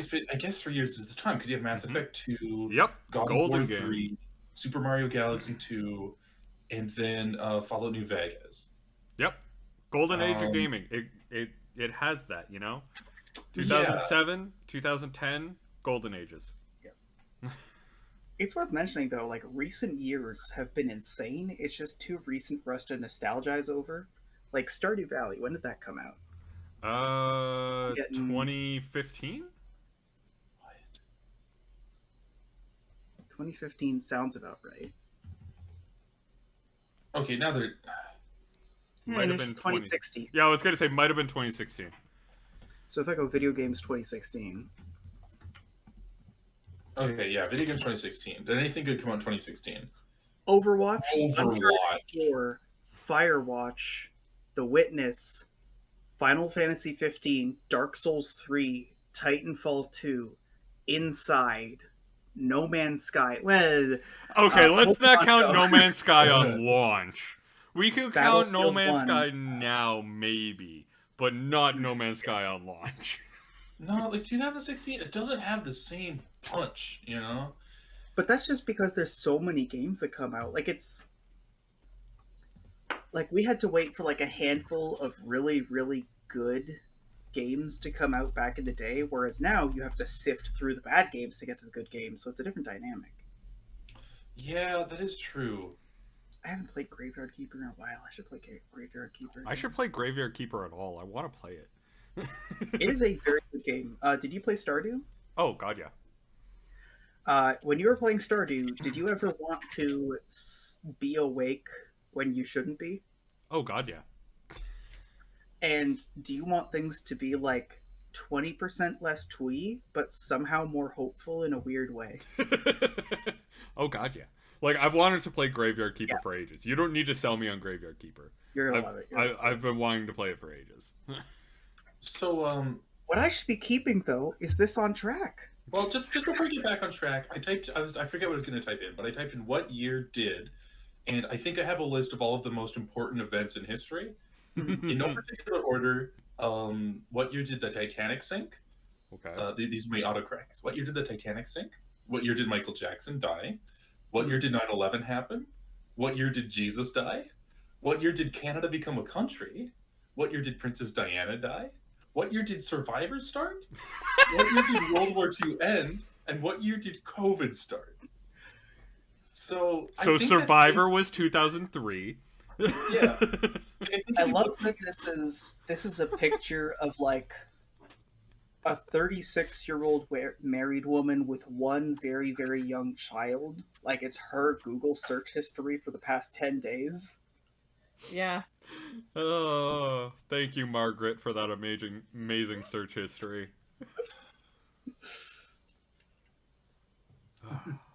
Great. Okay. All right. So, Back on track? And a Yeah. neural blunder image to top us off, and we're back on track. yeah, let's, what was the role you got for all that crafting? Oh, I Uh, hate that. Canada I becoming a country, 1870-something, 80-something. I mean, fully. The U.S. is uniquely horny about it. Like, it's okay to forget that in Canada. Yeah, it's Yeah. fine to forget that in Canada, but like, easy way to remember. Full and complete hasn't been changed in a long time. 1999. What When, did you type in for that picture? when we got again? none of it. white supremacist daddy issues. Right. Oh God, did you actually do that fucking neuroblend? Yeah. That's horrifying. Okay. So, yeah. I mean, it's just an upsetting image. Oh God. Okay, I can't show. I'm afraid to show that on stream. Well, I got 240 for my crafting roll. 240. Okay. Yeah. Canada was confederated in 1867. So technically we can't take credit for burning the White House down. Yeah, that would still be the British. But damn it, we'll take credit for it because we need some cultural identity, god damn it. Yeah, we've kind of just got like colonialism and Catholic school and barbecues. But let's be real, grilling meat over a fire is not exactly a unique cultural invention. No. Yeah, it spans from Korea, Australia, US, Like, there are many cultures that are famous for their barbecue. Well, I mean, we got Bob and Doug McKenzie. Mm-hmm. We Naturally. got National a prime treasure. minister with blackface That is still in office. Somehow. somehow. Which is really funny because no one I know voted specifically for him. It's just all people I don't know that I know exist did. Yeah. Yep. And it's like a gap in the middle. Like right wingers hate him, but left wingers also hate him, but for different reasons. Yeah. It's because he's followable, and we all sort of pick on different parts of that scab. It's why, at a small one-on-one gathering, if you go, oh, fucking Trudeau, it can start a fight. But in a bar, it'll make a nice conversation because nobody actually likes him. Yeah. The guy is... I'll put it this way. The guy has Jared from Subway energy from before we found out about the stuff. Oh, yeah. Still vaguely sinister. Oh, yeah. There's a reason why Jared from Subway was, like, parodied as the villain in multiple South Park episodes, even before that shit came out. Well, yeah. The question I got of 240 from a crafting roll. yeah, Salajul says the real question is when Quebec is finally going to sink into the ground, and my answer is, oh, it's sunk. My family's from there. It's sunk long ago. Yeah, we were just talking about the fucking church that was underground. All right, so 240 for the crafting roll. Yeah. That includes Ken and Ye's work. It does. And it consumes actually a lot of my materials, but that's okay. So tell me, what did you build, or do you still have a secretive unfinished project? Well, I'm bringing this to I'm gonna bring this to Jane right before they head out. Okay. I have a finished. It's finished, baby. It's shiny. It's brand new. It's all wrapped up in a little paper thing. Well, Jane. I don't know if I'm gonna be much help sneaking around. What with me preferring to shoot things and talk about munition, but I thought you might need this. Me and Kanye worked real hard on it, and why don't you go ahead and unwrap it there? I used my best stainless steel wire, and I engraved your name on the key here, so everyone who has to take that apart knows it's you. Yeah, unwrap it. What is it? It's a grappling hook. Oh. We made you a grappling hook. It attaches to your crossbow right here, and that'll keep the cable. And then you put this where the bolt goes, and that should get you up to that second story window, or I don't know, cross to a rooftop in a pinch. All right, so let's just take a moment. Jane, before this is added, describe your crossbow to the best of your recollection. Wasn't it fancy as fuck? Didn't we steal it from that one house in... We sold that crossbow. We did sell that crossbow to... Yeah. Annalise, Annabelle, Anna. Specifically keep... Yeah.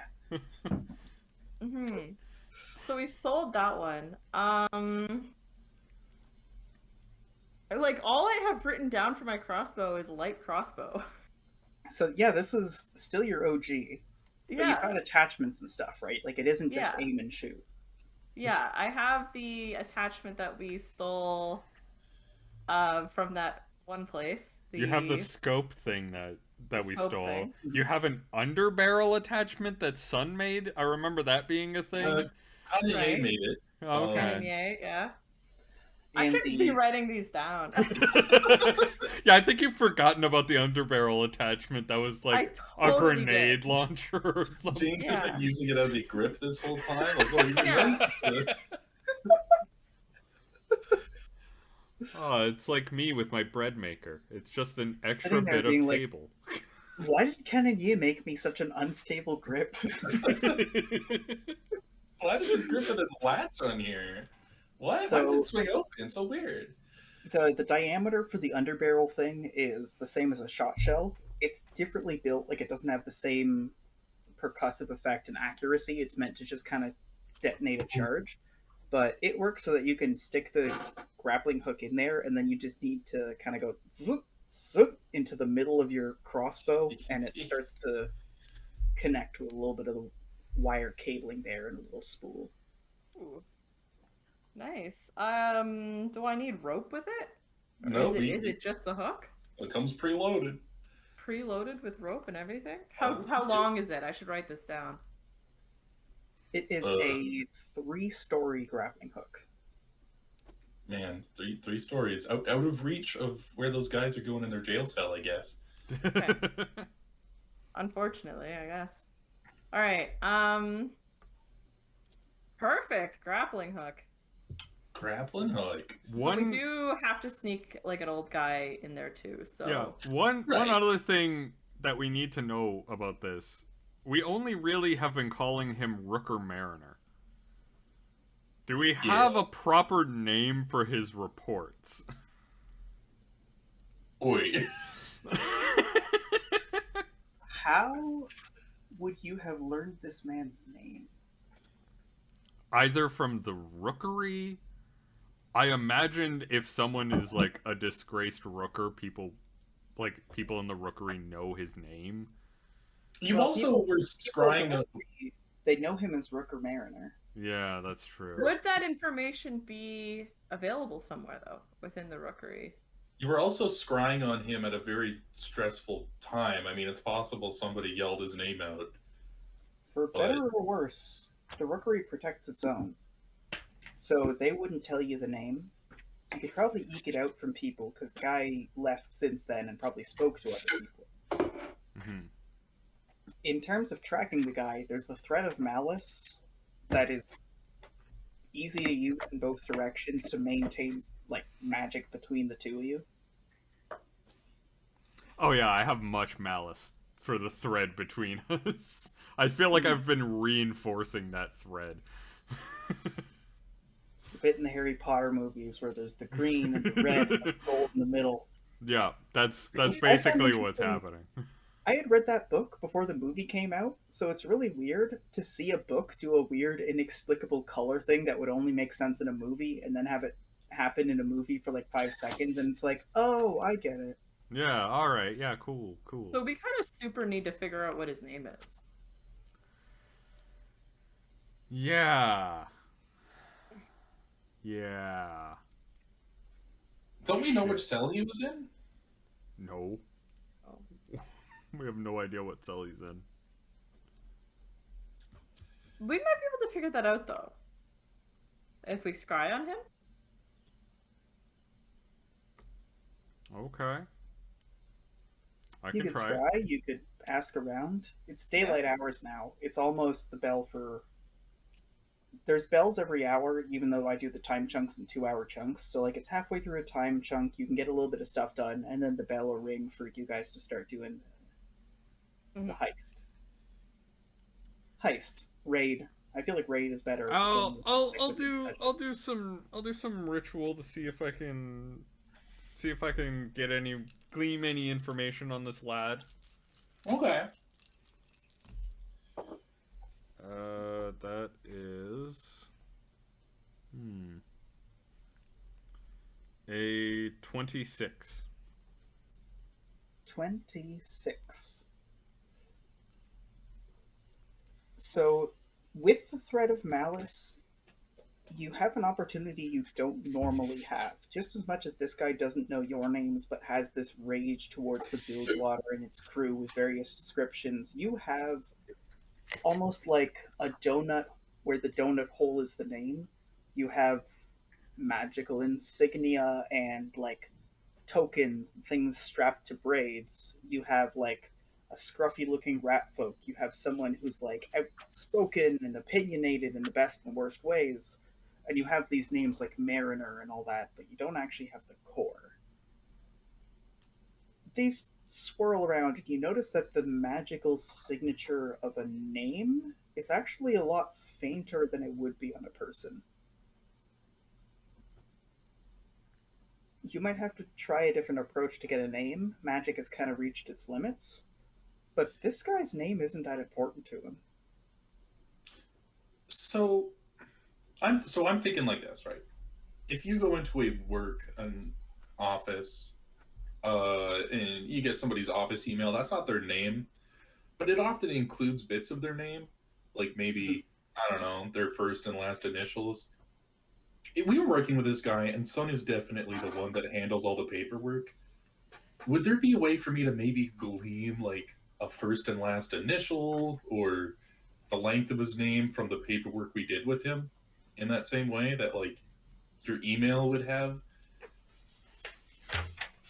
So, fun fact. I've been waiting for you guys to try and figure out this guy's name, and it hasn't happened. So I just didn't bother giving the guy a name. He's been Rooker Mariner the whole time. Oh, no. And normally that would be me admitting fault, but to be honest, I was doing it on purpose. So, you tell me, what initials did you find? I feel like basically what we got is like a B. This guy's first name starts with a B, and his last name. I feel like what we have is it's B, and his last name is like really common. You know, like a real common rat folk name. I do not remember off the top of my head. It would be like B. Smith or something. His last name is actually just Mariner. Why just Mariner? Yeah.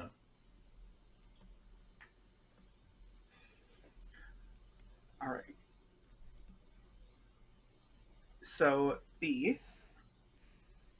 The initial you have is BAM. Bam. Bam, baby. We should probably ask around to try to figure out this guy's name.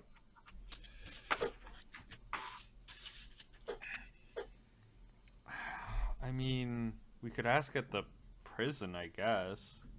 Or if there's any survivors of the riots that escaped into hiding. It's unlikely they rounded up everybody. Yeah. Who knows? There might be some people that'd be willing to rat him out in exchange for a boat ride out of here. There is an organization that's useful to someone like you that isn't quite the Rookery. It's the library. The library. Oh my god. Okay. Let's go to the library. So you're milling about on a Sunday. It's broadly disused, but the library is connected to a large part of the Central Abbey, and there's still some people coming and going, shelving books. You're actually able to very quietly just, you make a confident beeline towards where you need to go and get to the journalism section without anybody really taking notice of you all walking in there. Okay. What stuff would this guy's name be tied to? Well, The riots, for sure. that's for sure. I mean, going further Any back, action that would disgrace the Rookery. Yeah. what about that big sea dragon? Any dealings with him might mention the harbinger that communicated with him. Mm-hmm. Sea Dragon gets you results that are a little old. You're running out of time before the bells ring. The Sea Dragon was out in an isolated place. The stuff with the riot was very recent. The stuff with the Rookery would be internal. Yeah. What would have actually gotten this guy attention? His Hiring people? actions. His actions Like in hiring- Riverbend? Or, yeah, man hiring. He would have had to hire them from somewhere. The guy hiring the mages. Oh, I'm going to look into local mage guilds. Or if there's any families that are mages. You start to look through local mages guilds. Can I the rest of you are- boon? Can I boon Sun, or like, can I just boon the group? I'll waste like two boons booning both Jane and Sun to find this information. So, one of your boons, you just use one. Jane and Son are looking through things. You're helping be a middleman. Like, people will tell you to remember a name and then ask you to recite it back to them as they're looking through files. You're trying to pour your magic in here in any of the openings that you're able to force the energy in here in this this place here. You feel almost like the leaflets between the pages that could be parsed apart by their own energies. As you're reaching out there and you're looking through for like hiring ads, nothing. You're looking through the Newspaper microfilm. What was the other thing that you were looking for, though? Looking for mage guilds or families that are Mages mages. Guild. No mention of any Mages Guild affiliation, and then the bell rings for when you're supposed to meet your guy. RAM. No hiring ads. No Mages Guild affiliation. All right. I'm gonna take out that photo of him with all those signs, and just ask the librarian, like, "Hey, you haven't seen this guy, have you?" Roll long odds. 2d6. I want it to be even. That's a 4 and a 5.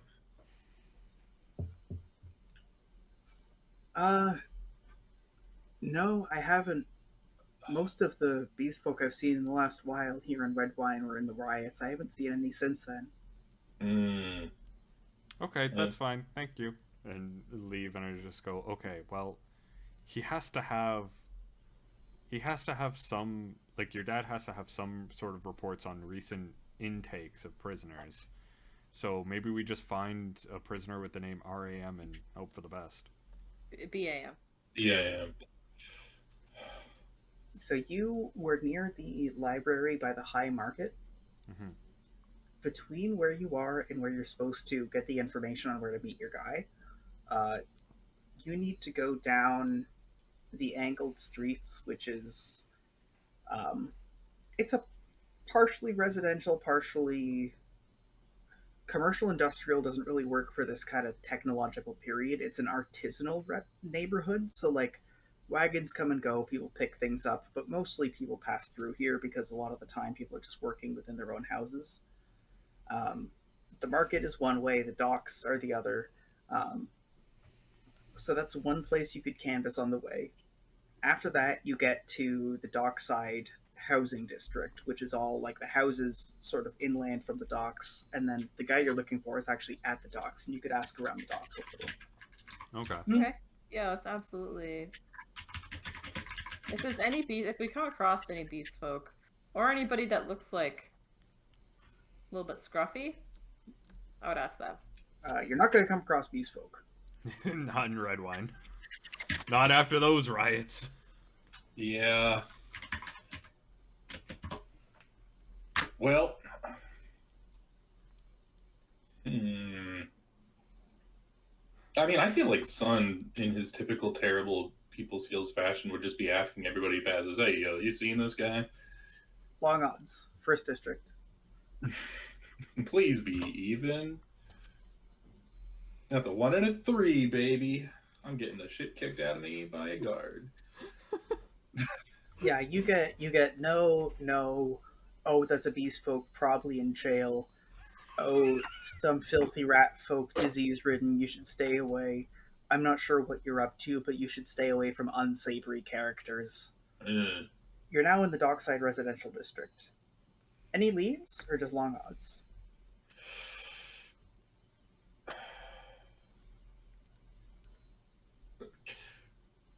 If I'm looking at the photo, can I...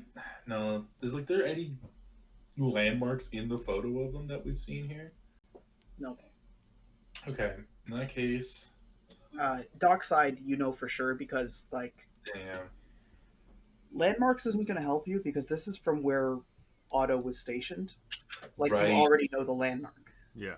Right. Roll a politics roll to think of who might most likely to know who this is, like what his name is.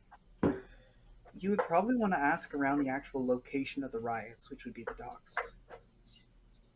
Okay. But you could ask here because people live here that are close to the dockside. Roll. Let's go to the docks. Did you give me the roll number? What's the roll? The roll for politics? Mhm. That is a 12. 12. You probably want to ask around the residential district, because if you're asking around the docks, they might think you're adventurers hired by the city. Residential district it is. Booyah! Alright. Do all of you individually want to roll long odds, one by one? Sure. Gabe? I'll go first. Okay. Oh? No, you said it. Chelsea. Okay. You sniped it. As Even. Gabe said. Evens. I got a 4 and a 1. 4 and a 1. I'll go next because I rolled. I roll odds. I always roll odds. I rolled a 1 and a 3. 1 and a 3. Just out of curiosity, Gabe. Mm-hmm. I rolled 2 odds. And I'm And you want assuming an even? And I always go evens, baby. So, you are able to get, like, this thing, like, copied from person to person. All you have to do is really be like, hey, have you seen anybody recently? We have a picture if you just... And then all you have to do is wave someone over and get the picture. It's more time to get people's attention than it is to just go whoop and let people look. And when you're holding up a picture, other people will come by and just, like, ask questions and be like, hey, who's this? You reach someone who looks over at you guys, gives you an up and down, and goes, and Croquill, it's when you ask, the guy goes, yeah, look, I don't want to be a fucking traitor or nothing, or a fucking snitch, but this guy got a lot of fucking people in some bad trouble who didn't deserve it, and this guy is a fucking menace to the community, alright? All I know is the guy's name, people kept calling him 2 different things. One of them was something with an A, like Antoine or Anthony. And the other one was like Bernice or Bernie or something like that. Okay. Thank you for your information. Yeah, this dude's a menace. This isn't the first time he's caused something to happen, and not for the benefit of the people. And I mean, not for the benefit of literally anyone involved. I got my fucking brother arrested. He'll be fine, he'll be out in a year, but I don't want to think what's happening in that fucking jail. The fucking slab sticking out of the ocean like a fucking monument to misery. Croquill commiserates. We can just get them out. I mean, we're forging a lot of papers. Yeah. No. Okay. There's some point where Jane's dad was just gonna go, huh, suspicious. Everyone keeps getting on this one ship. And that's the point where we kill him and let Bilgy take over his job for a little bit. Okay, Croquill, roll mental understand. Ooh, mental understand. That's difficult. it's basically saying roll understand with a -4. Yeah. Okay. But this is just logic, it doesn't trigger atypical. Oh, I don't have atypical. Croquill is actually my only character that hasn't had atypical.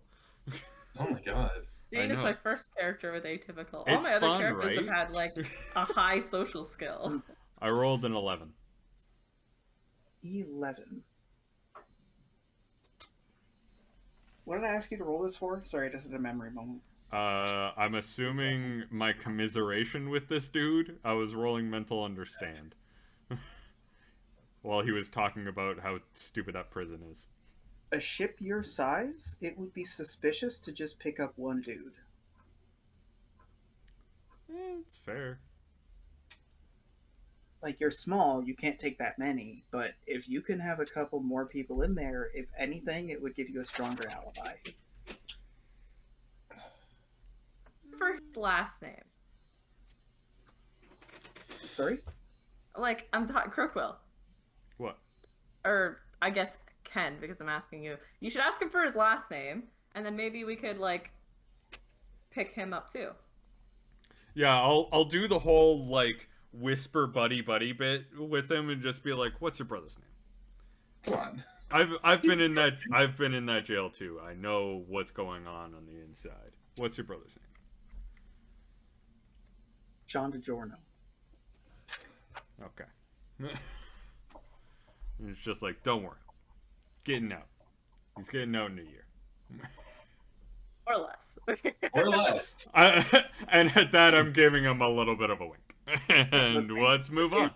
The family's been hard up. Mom's been having some fucking trouble. Just, if you can get him out, you say DiGiorno at any port here on the West Coast.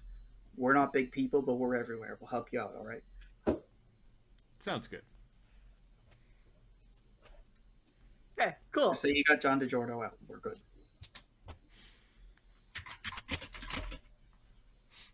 Alright. Time to go meet our dude. We got a fucking house to rob. Yeah. Dockside Alley and make it knock. I just need to make this joke now, but we're gonna roll up in port with this dude and just go, this isn't a delivery. It's DiGiorno.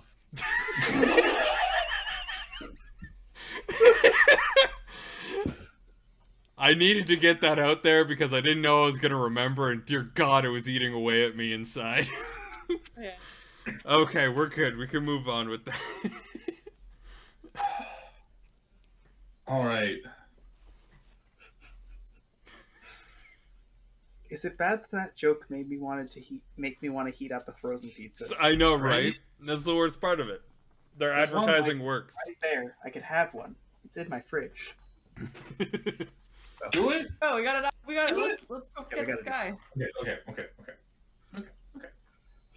You knock twice, and the old guy shows up, leads you in. He toddles around the staircase. You see him like tap a few seconds, just kill some time for plausibility, and he goes, "Marinara Garden, Ah, love that Upper place. Market." Love that place. Good breadsticks. Yikes. Had a bad time there. I'll say that. Oh, there was that kid that ran into the table. You love that kid. I didn't like that kid. He waits a little bit longer. You can see him counting, and then he gives you a nod. And he starts to go upstairs, and he gestures you towards the door. Okay. To the Marinara Garden. Make your way back out, up the kind of winding road past the artisanal district to the upper market. This is between the noble district where Jane's parents live and the prison, which actually hangs off the market. The upper market is the gallows, and then that descends down into the slab from like the high part of the island. I'm just picturing like you're eating out on the like deck or the back patio, and you just see people getting hanged. Yeah. It's just like, oh, what do we got today? I'll say this. Oh, gibbeting, nice. Which would you prefer? A hanging? Or a hanging with breadsticks? Damn, dude. You're not Yeah, wrong. You're really not I wrong. do love breadsticks. Yeah. It does make me think of like that fun thing in Robin Hood where he like shoots the arrow to. Do you imagine though, Rooker Mariner? He's in jail. They're like, okay, we're transferring you. He's like, okay, whatever. You know, he gets on a boat, and suddenly, boom, Bilgewater. Like, Yeah. The Bilgewater crew is standing there waiting to accept him with breadsticks. Breadsticks. Just all wow. just munching on breadsticks. Thank you for the transfer that you're giving to us. Yes, thank you. Yep. Like, I like the She idea would- with the sheer number of the crew that most of you are sharing a single basket of breadsticks while a couple of you are taking them in, and then like off in the corner, like Tiana or something is just eating like a massive bowl of carbonara. I really like the idea of Rooker Mariner coming through, seeing that it's the Bilgewater, seeing that it's us, and then trying to figure out what the rest of these people did to get on our bad side. That's just a couple randos. Yeah. Oh man. You, Okay. you get up there outside the Marinara Garden and you recognize him outside. He's got a cigarette. He gives you a little wave and then he like gestures down the road and starts talking to you. He goes, "Hey, good to meet you. Good to meet you. Stone Pallets, general salesman." Pleasure to meet you, Stone. Mm-hmm. So I understand you're a cargo ship and you're looking for some general freight. You want to have some supplies for that? Yes. Yes, of course. Yes. So we have locations at most of the major ports. And he looks behind you and he goes, "Okay, we're good." Seriously though, do you need pallets? Not one's made of stone, no thank you. My back hurts enough as it is. It's an ironic name. They're made of wood. All right. So from what I know of the house, what would be the best way to sneak in? I'm sure I've snuck in and out of this house before. So Well, the main gate has the greatest chance of being straight up open, but there's guards there, and it's the main gate. Mhm. The servants' gate is not actually guarded; it's just locked. So you might be able to pick it, but just as much as it's unattended and unsurveyed, like if you're spotted coming out of there, they're immediately going to ask you questions. Mhm. there was also the sort of wall space Hmm. that led directly into the guard center on the property. Correct. But we don't know where the entrance to that is. I assume they're all over the place. Right, we'd have to find one, but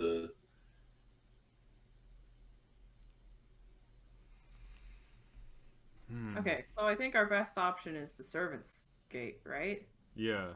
Because, like, if it's guarded, like we can't just walk up, right?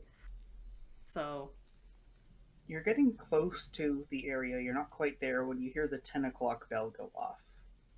By now, people are being led into the church. By the time the 11 o'clock bell rings, the service will have started. By the time the 12 o'clock bell rings, the main service will have ended. So anyone who's busy on a day like this, which guards are given kind of a social amnesty, like they have better things to attend to. So you can still be considered like a devout good citizen and leave early if you're a guard. So they might leave within the hour. Otherwise, some people stay for like the second session and then stay longer than that. Maybe even go for brunch after. Make a day of probably, it. probably not gonna happen. All right, let's go. Yeah, get a move on. I say servants' gate. Because the main gate's gonna be guarded. You start to approach. You are 2 towers away from the main guard tower that your parents' house is built off of. This is an upper, like, noble district road, so there's a lot of, like, well-to-do people who might call the cops if they see something suspicious. You can see the small gate up ahead, and you can see, like, in the middle of the road, like, each couple wide wagon track apart, there's, like, some central trees that obscure part of the view, but are there to be kind of aesthetic. They're all more or less upright and rigid, well-trimmed spherical trees to highlight the road. As long as you stay close to the wall, you should be fine. Probably went through much training to walk like a noblewoman. Like, You're just instinctively picturing the book on your head, and you're like, oh god, my back, it's straightening. yeah. I feel like Sun like adopts the sort of that working man walk that you do when you're like, I don't really belong here, but I am here in a professional capacity. I do have my It is, toolbox, you know? it is the four of you, right? Like the party present and then the one person you're escorting. Yeah. Yeah. Yes, I don't think Sun and I are particularly going in, though. We're just here if shit hits the fan. You reach the gate, and the guards don't seem to be looking. One of them is stationed up in the gatehouse, but is kind of like watching the intersection and watching the sea a little bit. You have a moment to try and get through the lock. What do you do? The main gate? Mhm. I try it. Not the main, the servants' gate, but Servants' gate? Yes, try it. I'm gonna try it. you jimmy it and it's locked. Okay. Crocodile, is there any way to like magically quickly undo a lock, or do I have to like pick this lock? Not elegantly. Do you want the lock to still be there? Yes, because we don't want anybody to know we were here. Then right? I don't think I could do that magically, no. Okay, I'm gonna try to pick the lock. All Is right. that a delicate roll? Yep. So when you're picking the lock, what's your experience? Do you just kind of go like, ah, shit, how am I going to do this? And you take out a bobby pin, or do you like keep a lockpick set on you? This is the lockpicking sniper, and what I have for you today. Is my parents' front gate. And just one more time to prove it wasn't a fluke. Yeah, no. Okay, Jane doesn't have a lock picking set, Jokes but aside, I'm sure Jane. I do have a lockpicking set, and it comes from being locked out of my own home repeatedly. Like, Yeah. here's the thing. Can I deal with a really stressful interaction with someone who got called to inspect me while I'm trying to break into my own home that I can prove is my own home if I just go, hey, I lost my keys? I can do that. Can I pay for a locksmith? No. I feel like so Jane doesn't have a lock picking set, but probably has picked this lock before, like many a times before. I'm gonna boon Jane while she's still in line of sight. Okay, so Croakwill, you... Oh, You you booed read- me. I don't need to roll, right? Yeah, Okay. I think. So you reach into your hair, and somehow you remove a bobby pin, and what originally was like unkempt hair is now somehow worse. Yes. Like now the hair's kind of in your mouth a little. Yeah. Right. What's the roll result? If it's all sixes? It's 3 dice. So 18 plus. 18 plus 6, which is 24. Alright, you quietly make your way in. You click, you're cautious to not damage this too much. You click it back in, push the door open, bend this back, and pass back to Croakwill. Okay. And you guys probably should keep a walking so that it's not. You know, Alright. I have a plan for what's going to happen. Son, Yeah. we are on a date. Tell me everything there is to know about guns.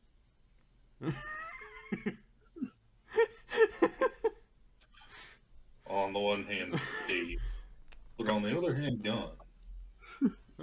Well, Alright, so the pair of you are waiting outside, right? Yeah. And I want to And iron. be looking as disinterested about firearms as possible, which is not a hard thing to fake.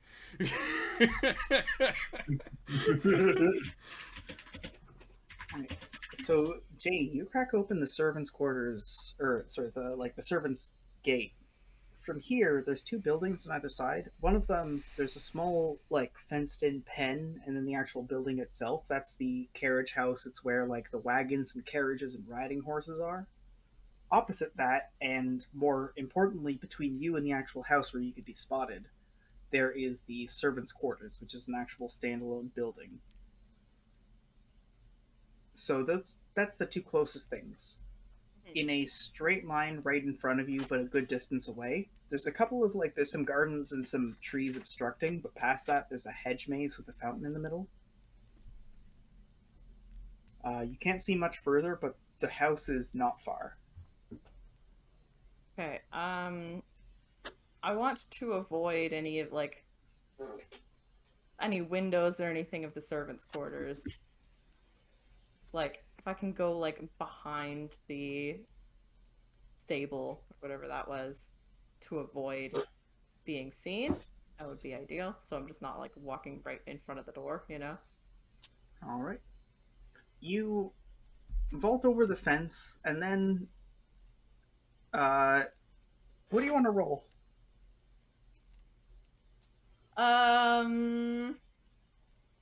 Grace, if I can. All right, Grace.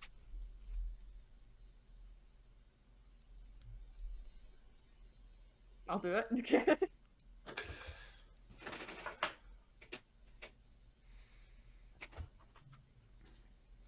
Oh yeah, underbarrel 17. attachments, very interesting.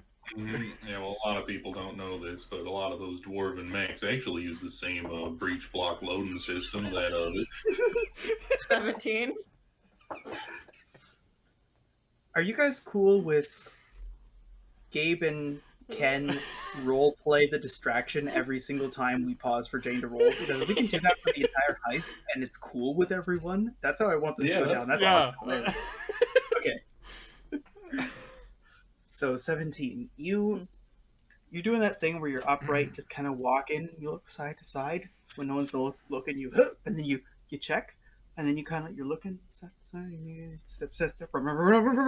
You're down at a high tilt, and then the other side of the pen, you kind of stop, slow up, you look. You heave yourself over a fence.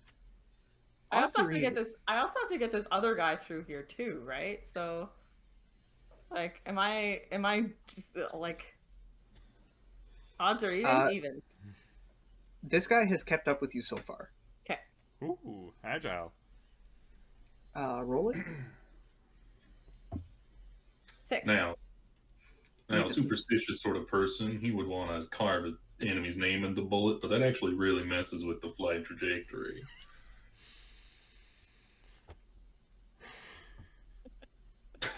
So the behind the carriage house, there's actually a set of stairs that goes down and leads you to the various mechanism houses for the fountains in the area. One of the fountains is in the middle of the hedge maze. The other one is in the middle of the courtyard. Okay. What about the fountains? This door just leads to them. There's 2 of them. One of them in the hedge maze, one of them in the courtyard. Okay, we want to get into the house. What's the easiest? Both of them are outside of the house. Yeah. But you're now going underground into a tunnel system. Okay. The guy with you, he Johnson opens the door. He tests it and it's not locked. He leads you through. Do I know these tunnels? You know they exist. Okay. But you have no idea where they lead or where they go. Okay. You still have a moment to hesitate because you've gone through the tunnel and now there's a 90-degree turn. And it's a long straight tunnel. Midway, exactly midway through, there's a left turn, and then at the end of it, there's a right turn, and it stops. Does it seem like it's going in the direction? Is it going in the direction of the house? You get the vague intention that in a video game where there's a map marker that goes deep into a dungeon, you keep having to make 90-degree turns, but you're still getting in there. Mm-hmm. It's that kind of vibe. There is no direct route to the house, but you could fight your way that way either direction. Okay, I'll take the first left turn then. All right, you come to the nearer of the 2 turns, the left turn. It leads you towards a large circular room that's centered around a smaller circular section, and each one of these you can see that there's what are obviously access panels. They're not a person could climb through them, but obviously it's just there to access gears on the inside. There's the sound of a quiet churning and squelching as the pump is functioning. Here, you have to actually, like, test your way around either side. It's a blind corner because it's a slow turn. Okay. All right. Left or right? Left. You make it about 90 degrees and it keeps going. You hear clunk, clunk, clunk, clunk, clunk, clunk, clunk, clunk, clunk. Okay. Left more? Yeah.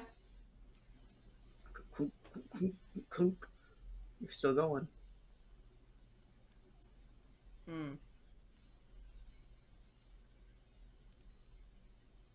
Now, what a lot of people don't seem to realize is the intricacies depending on if you want a firearm for self-defense or for more of an active combat role, right?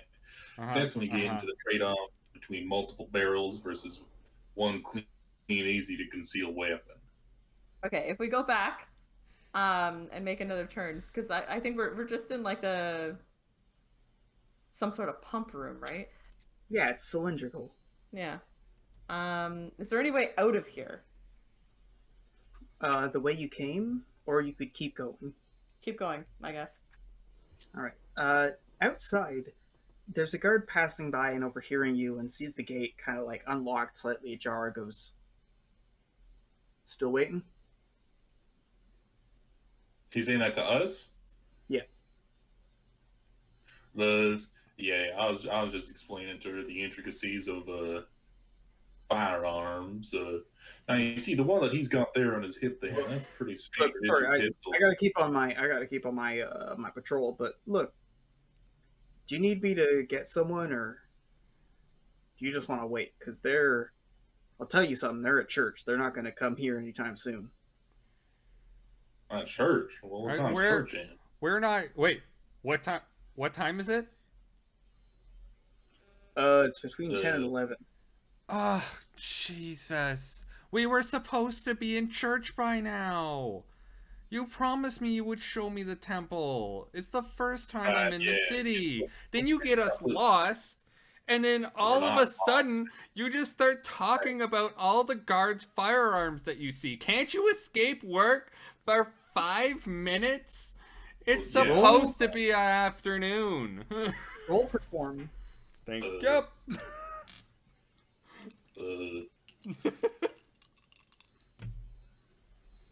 All right, so that is a 14. 14. I forget that I'm not amazing at social like I am at magical. Like, I can't just assume I'm gonna achieve something. Yeah. The guard just kind of goes, "All right, have a good day," and keeps walking. Eventually, you're able to ditch the act. So, below ground, you finish snaking your way around and finally hit a door. From here, it's a narrow and kind of cramped and short path.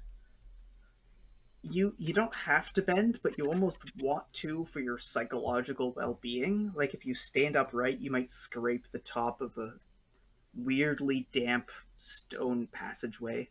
Yeah. You reach what's actually a spiral staircase with an extremely narrow, like you have to shimmy and hold the actual railing kind of passage. This goes down and up. Up. You get to the point where you start to go up and you see that this does go further in ways. Do you keep going up or like go in the direction of the house? Direction of the house. Okay. You see sunlight above you. You ignore it and start going towards the house. You make a 90-degree turn, then there's kind of like a turning 90-degree stairway, like one of those kind of things. You crack the door open and you find yourself in a room that you've never actually seen yourself. It's the servants' lounge. Okay. It's currently empty. Do I know how to get out of here? Like, out of the servants' lounge? You know that there's tiny doors that lead into the servants' lounge from either side of like the main stairway. There's a big like ornamental staircase at the opening of your house. Mm-hmm. Okay. Do I recognize those doors from the inside? You see an upward staircase that you guess must be it. There is, however, a door on the opposite side of this long rectangular room, and two, like, close ones on, like, one of the walls. Where in the house am I trying to go again? Where is the office? It's on the second floor. I probably don't want to use the main stairway. Do I know if there like another stairway up? Odds or evens? Evens. 4. You never used it. It might exist, but it wasn't for the servants, it was for the guards. You always saw servants using the main stairway.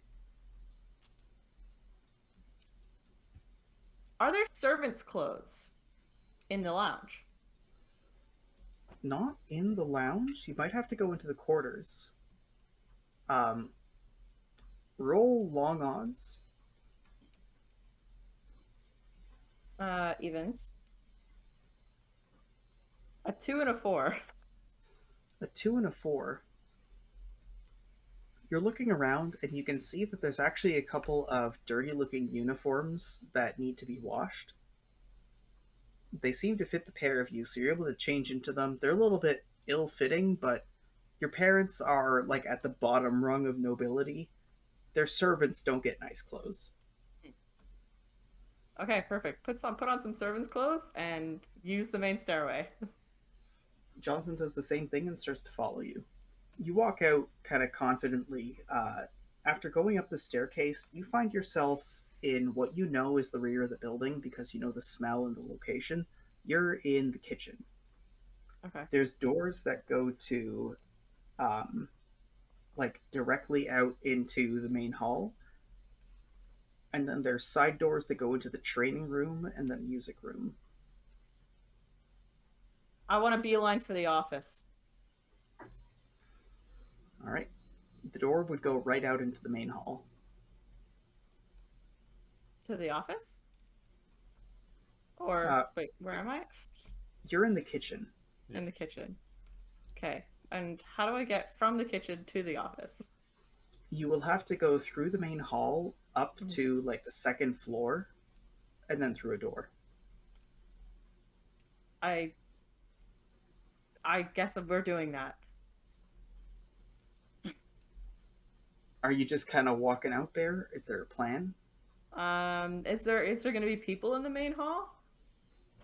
It's the main hall. It's church time, so hopefully not.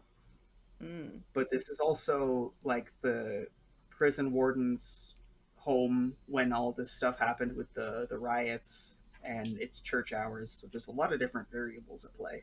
I want to look busy. Is there something that I can like grab from the kitchen to look like I'm carrying, like cleaning supplies or something? You see a mop and a bucket. As you're going to pick it up, your companion offers an alternate solution. Okay. He goes and grabs like a box full of things, and he offers like he gets you to kind of hold it in front of your face, and then he stands in front because nobody knows who this guy is. Perfect. Let's do that. Right. Your vision is partially obscured as you head out into the main hall. You hear the sound of a guard kind of clanging along, slowing, and then going back to like full speed, walking along on patrol. You go up the main staircase. It's one kind of like semicircle upward bend. You hit the main landing. You're now on the upper level. Here, it's a big square. There's double doors that head into like the there's double doors that head into like an actual enclosed space. There's windows that overlook this area. Okay. So once you go through there, you're in a big square. The door opens and there's a servant that pushes past you and goes, "Oh, excuse me."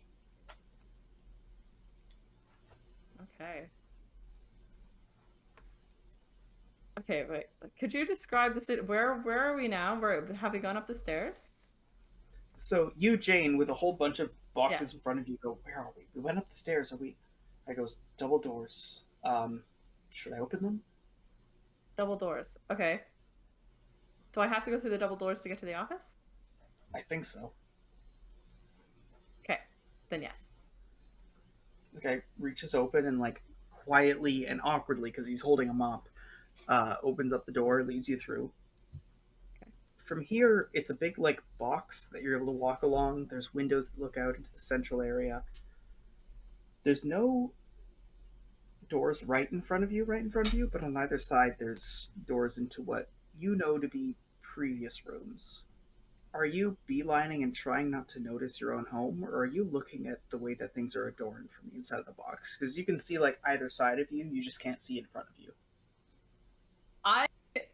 Jane would beeline, but would also, like, as I am going for the office, would look around. All right. So the first room that you would have to pass by is Thornton and Burgess's room, your two brothers. Mm-hmm. Thornton and Burgess. The plaque just says Burgess. That's Thornton, new. no! Interesting. Do I get to walk? Do I walk by my room? Your room is actually not that far. You just have to walk the same distance on the other side of the double doors. I don't want to go out of our way for it. So It's not that far. I was just gonna say, it still has the plaque saying Beatrice, but it's like a dog door now. There's like a dog that comes out of it. Maybe on the way out, but not on the way in. I don't want to mess with the mission, you know? Yeah. All right.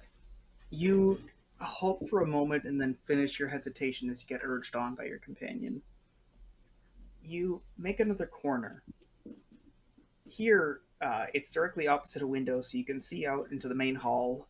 There's some guards coming and going, seemingly coming the way you came, so you might want to hoof it.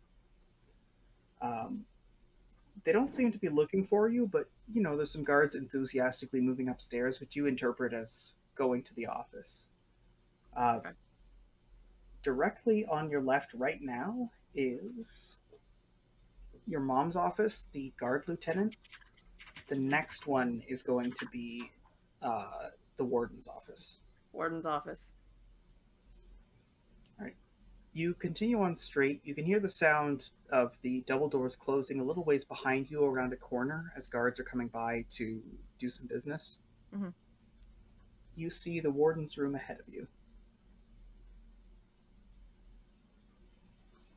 I go up to it, and I'm gonna listen at it for a second to see if I can hear anybody in there. Nothing. The guards, it sounds like they're about to turn the corner. They might see you go in. I do it quickly.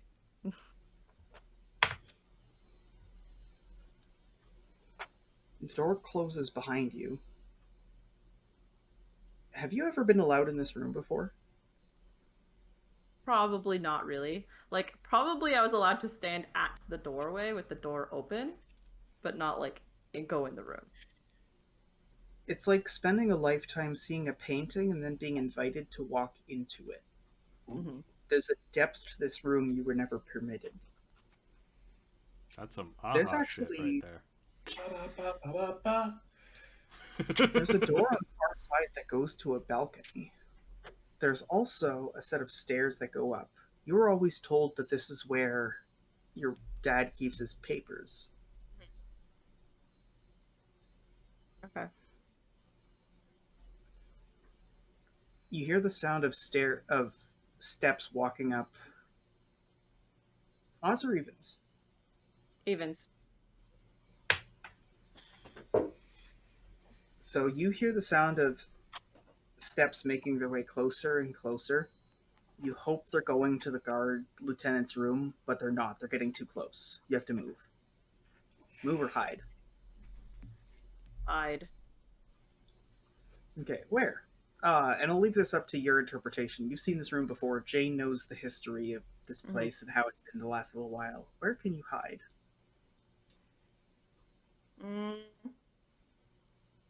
So you said there was a staircase, there's a balcony. Do I know if the balcony is like super visible to anybody outside? Like, The balcony overlooks the hedge maze. okay. It's not easy to see. Maybe the balcony then? Alright. You make your way through the door and close it as you see the actual handle start to open on the door itself.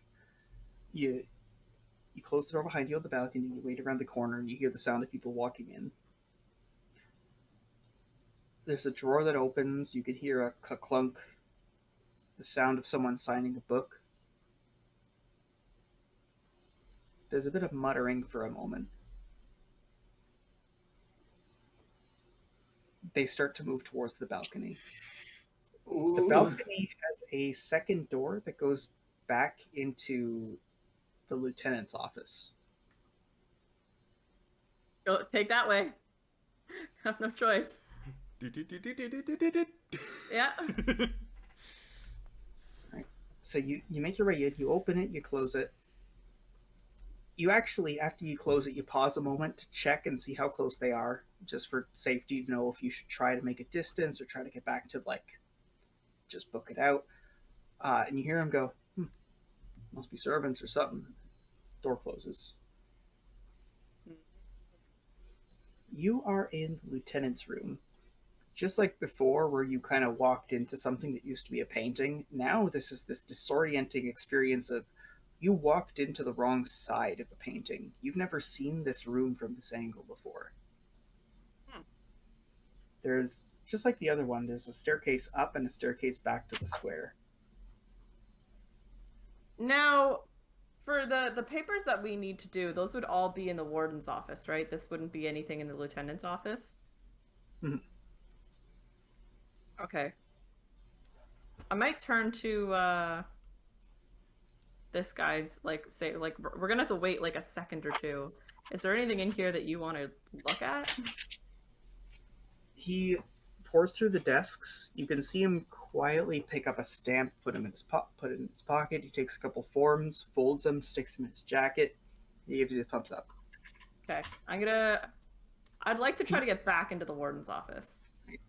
He pauses in a distinct way where he's kind of going do we have time or should we go?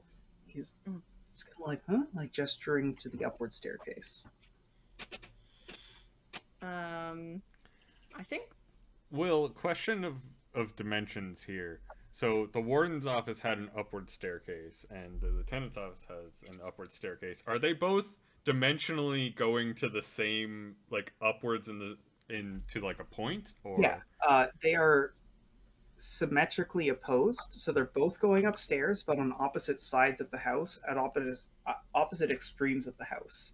And the way that you access them is I want to make sure I'm seeing here. Staircase, balcony, both rooms. Oh, okay. So they're not going to a point; they're going away from one another. Yeah, but they're also mirroring each other, where they both imply there's rooms above them that might be separate or maybe the same. Mm-hmm. Could I go back? Would it be reasonable of me to go back onto the balcony and back into the warden's room that way? Yeah. You wait a moment and quietly creep the door open. No one's on the balcony. Are you making any rolls or just kind of going? Yeah, I want to check first, but check if there's anybody in the room before I go into it. Just do a little. Yeah, do a little peek. Would that be a grace? Or Grace if you're fast, delicate if you're trying to edge around the corner. Delicate, I guess. Jane pulls a secret makeup mirror out of her purse and just kind of Jane doesn't do makeup. Yeah. 16? See, I love that because I always picture it from the perspective of you're a security guard and you see a mirror on the edge of a window appear. If anything, that draws more attention. Yeah. What was the result? 16. You listen, Then you peek. No one's there. You Okay. open the door and head in. You're back in the warden's office. All right, let's quickly do what we need to do. I need to find first, like a list of names because I'm gonna confirm with this guy that I'm gonna need his name, right? Yeah. I'm gonna look for anything I can get. Check out first, and then in. Okay. Yeah, so I'm gonna look for like a list of names of prisoners, I guess. If that's like listed somewhere. Brawn, grace, or delicate with mental. Delicate. Or no grace, probably. Because you want to be like quick about it. Mhm. With mental? Mhm. Okay. Oh, shit. How are things going outside? I feel like I've had to do that routine at least one more time since the first one went by. This time changing it up every once in a while, you know. You would think, and you actually go through the mental exercise of like making sure you know what you have in your back pocket, you have a couple of quips, but they don't show. If anything, they are pulling what would normally be patrol guards in these neighborhoods because they don't suspect anything here. All the guards are being redirected either to the prisons or down to the Dockside district for patrols. Here, it is almost barren. The only people there are... You've kept out of sight, but you know there's a guard in the guard tower. And there's probably guards watching the gate to the manor. It's just like, I got okay, a 12. that's pretty suspicious, but we'll keep up the ruse. Son, how you doing doing for gun talk? Oh, well, I could launch into sort of more speculative stuff, but tell me about yourself. What's you got like hobbies or? And at that, Croquil like pinches her nose and then just goes, "Well, I've been getting really into crochet recently." Yeah, that reminds me of chainmail, which is surprisingly resilient against a lot of. And just immediately is like, "Oh, thank God, I got nothing on crochet." I got a 12. I like that this is the worst date, but the best cover. Yeah, that's why I thought of it. I was like, yeah, Son and Croquil on a date would probably be the best thing ever for an alibi. So flip, R-A-B, not the right last name, flip, R-A-B, describes an elf-born, flip, nothing. Nothing? You move over to inbox. Okay. Yeah. Flip. Keep going. Flip, still Grace, want to give it another roll?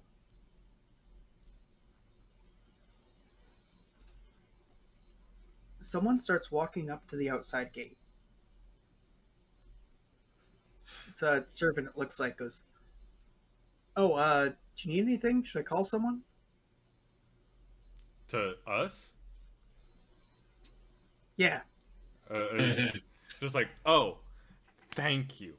Do you know the directions to the temple? Because this guy here was supposed to know how to get to the temple. I know it's. I know we're already late for the first mass, and I we feel wouldn't want to. awful. Wouldn't want to. It'd be awful to miss your father. I know. I'm really excited to meet him. Well, if you leave now, you could get there for the break and then just say that you're late and you decided to wait, or maybe you get there 50 minutes late, but maybe you say you were only 10.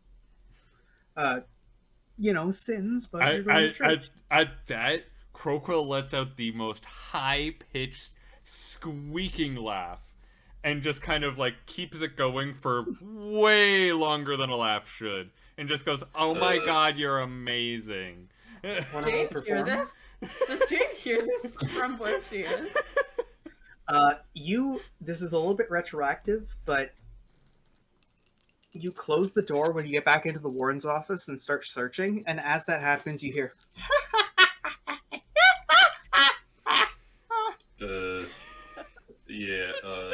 Thanks for the directions. Yeah, well... So, 13.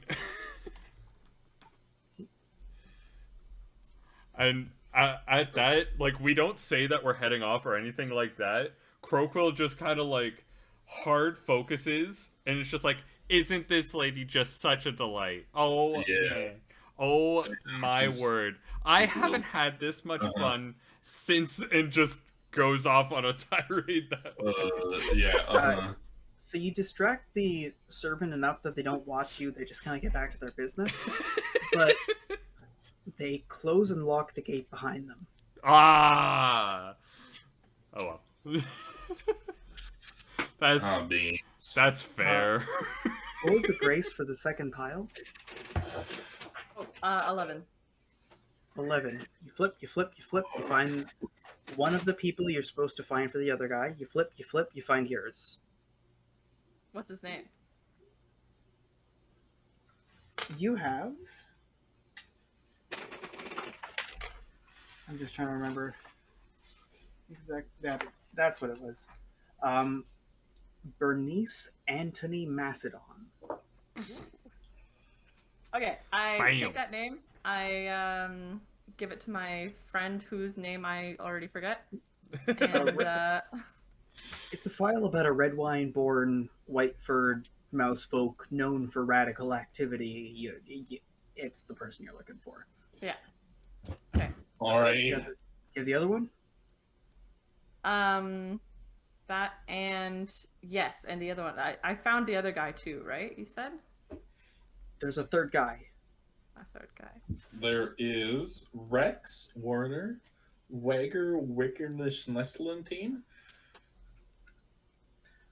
and There's a sound of the DiGiorno. door opening as you hear servants in your mom's room starting to clean up and get a little bit of tea ready.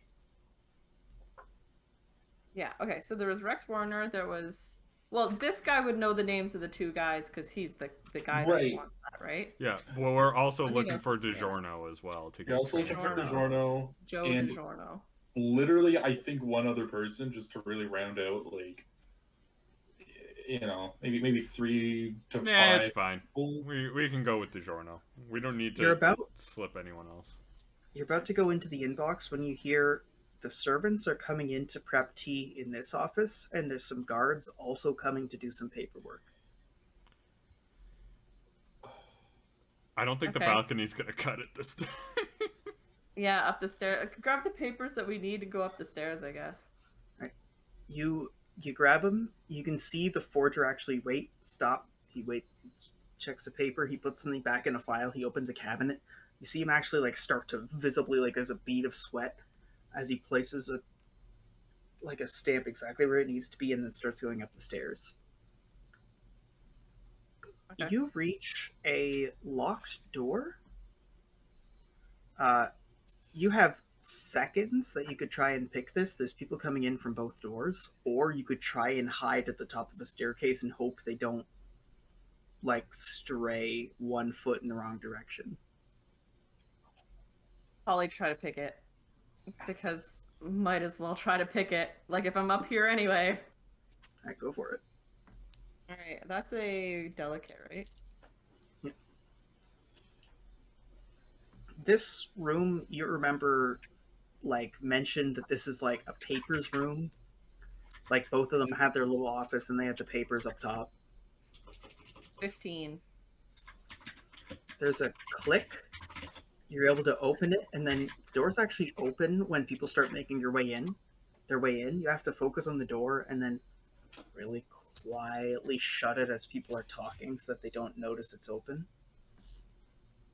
Okay. The room you're in is completely dark. It's unlit. You don't have a candle or anything like that. Mm-hmm. Based on the like clearance on the door, if you were to like spark a light, you wouldn't be seen on the other side. Whoever's in there, you hear the servants start to like get tea ready. The guards go in. They start to ask questions. They like there's a brief exchange. They go, yeah, well, we're here. We're getting tea ready. They go, oh yeah, can you? And then they give them some directions. You hear some paperwork being exchanged. The servants are still downstairs, but the guards are gone. Okay. Okay. Do we just wait for the servants to leave? Because they probably won't stick around for long, right? Did you say there were papers here? I can keep quiet. I might be able to find something. What do you think? Papers here. What do you mean? I don't know. Samples, forms, stamps, seals? Yeah, they would all be in the office though, right? It Or could should be we in look here. around a little bit? You remember being told, like, you had seen this office and then you were like, hey, Dad, where's the staircase go? And the guy goes, oh, that's just my papers. That's the paper room. That's where I Oh. keep all the papers. Oh, this is the paper room. Okay, yeah. So yeah, let's light a little bit of a match or something and see what we can find. Okay, Jane, what light does Jane use to see? Is it a witch light? Is it just like a little elementary like flame? Is it like a match or a candle or a lantern? Probably like a match. Yeah, like Jane has zero magic. So you wait until you hear the sound of like shuffling. It's enough cover that you can strike a match with a lot of certainty that you won't be heard. As you do this, you illuminate the inside of the room. This is not the papers room you were told existed. What is it? There's little sculptures and books and weapons and cases and a big Prosperite flag. Ooh, yay. As you Ooh. raise the match a little higher, you can see, like, painted on the wall like graffiti, it says Vero lives. There's artifacts from the war all over this place. Ooh.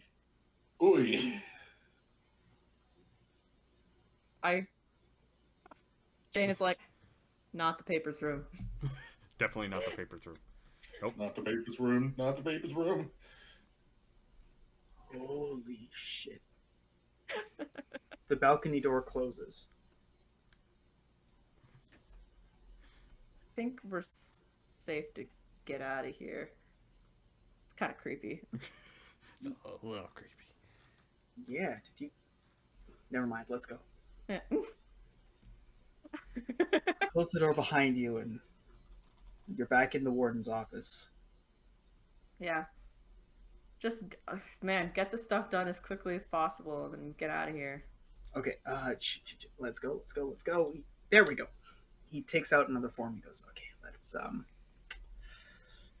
rolls this up. Like, this first one up, he uses the stamp. Second one, stamp. Third one, stamp. Then he goes, all right, SS Bilgewater. Yes. Bilgewater, 2 words stitched together, Bilgewater, no hyphen. Yes. That's the one. Yeah. Let's see. Can you find me a letter or a notice? I search around. Should I grace that? Yeah. You don't have to unless you want to try and find bonus info. Sure. No bonus info. 8. Outside, 15? I'm like, now Crowquill, we might need a bigger distraction to get him out of there now that that gate's locked. And I know you don't want to do this, but I think like a domestic sort of spat with some punches and kicks from you might distract the guards, you know? I totally agree.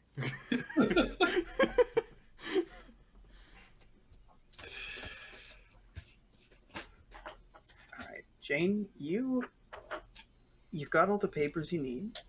What was the roll for Grace? 15. 15. What do you find? You find an adequate letter that you can pass, but letters aren't just letters with a capital L and you don't know what's inside. You see text. I want something mildly incriminating on my father. Or anything about, like, my brothers. Tragic Thornton accident. Yeah. You find a note that says disappeared pets. At the top of it, it says, Please take my sincerest apologies. I'm sure you understand the nature of my position and the hereditary nature of that self-same position. From there you start seeing my son Burgess, while unruly and certainly unorthodox, shows the makings of potentially a very potent prison warden. I am urging you to disregard the recent pet disappearances. I have them under control, and I assure you I have located the pets, or what's left of them. Oh, goodness. Your bro's a serial killer. Congrats! Thornton. Tragic Thornton accident. Oh my god. Okay. Okay. This dude be killing animals? I only kill Imperial Guards. True.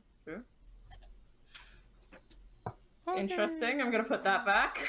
Look, I only kill for ethical, utilitarian, and testing reasons. Yep. We do what we must because we can. Yep, those are things that you have said. So you pass over this letter, and the guy, he's just reading it up and down. He goes, "Oh boy, I get why you left. Holy shit." He's taking some time. He's trying to like corroborate specific S's, and then he starts looking for B's. Are you looking for anything else? Do we need, like, we have the guy's name, like, we have both the guy that we need and John DiGiorno's name. Mm-hmm. So we have those, so that should really be it, right? I think he's specifically looking for, like, sample text to use in his... Yeah. No, he got it from the letter. Okay. This is just like, while this guy's finishing the forgery, Jane's just sitting there Yeah. in the warden's office. I don't know. Anything about me? Do I see my name on anything anywhere? You're filtering through, and you find a conspicuous absence. You That's haven't suspected. been mentioned. In fact, as you look around, there's little, like, etchings and portraits, and you're not in any of them. Yeah. Expected. Good times. It's like bad photoshops too, where like you look at Yeah. one of the brothers' like arms, and it like clearly looks like someone tried to cover it up. Oh my god. How much energy do you guys have? Do you want a quick exit or a long exit? Because we still have some time, and I feel like we still got stream energy. We're getting a little. I have a bit of stream energy left. We're still got A little bit. I prefer a short exit. Yeah. Though, I think. Short exit Okay. would probably be preferable. Okay. So you're sitting there in the warden's office, and you've got everything that you need done. You see that the forger finishes that. Does a little bit of when you're working with ink in like not when you're just doing modern calligraphy where it's pretty and you can let it dry. When you're actually trying to like do documents, you need sand to like quick dry it and then blow it off and then do another page. So he sands it, he blows it, he gives a little waggle. Does the same thing for the other ones, like in a serial fashion, like step, step, step. And then you see him arbitrarily go like a third of the way in, put one, halfway in, put another, close to the bottom, put another one in. Gives you a thumbs up. Cool. All right. Perfect. Let's get out of here. After you.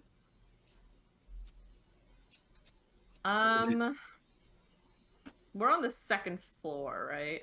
Is this like leg breaking height? It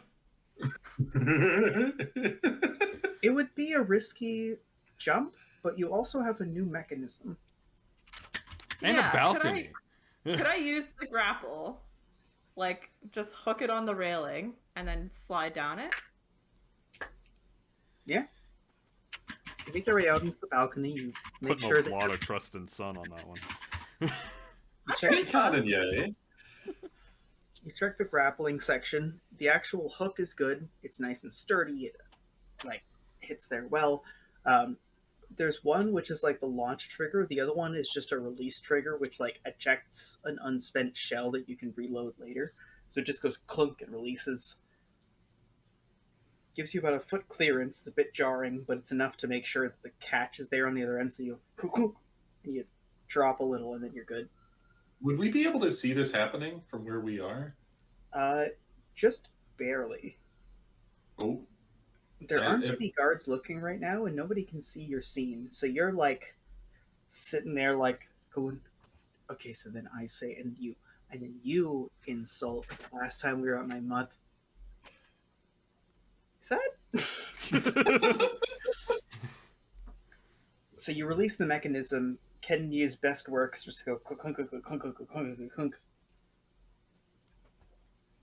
You reach the bottom and are able to kind of give it like you give it extra slack and then almost like a whip crack to make it dislodge. The first one, give me a delicate roll. Ooh. Kroko's just like, well, shit, I guess you use your creation after all. After I describe in painstaking detail how it works and how they're using it, and I got a 20 on that. Nice. Yeah. So you pause after hitting the bottom, give yourself an extra foot of slack, and then you hear a clunk and some stepping and like close to the edge near the hedge maze. The sound of like a door unlatching itself. Distantly, the sound of the gate raising on the main entry. It sounds like your parents might be coming home from church.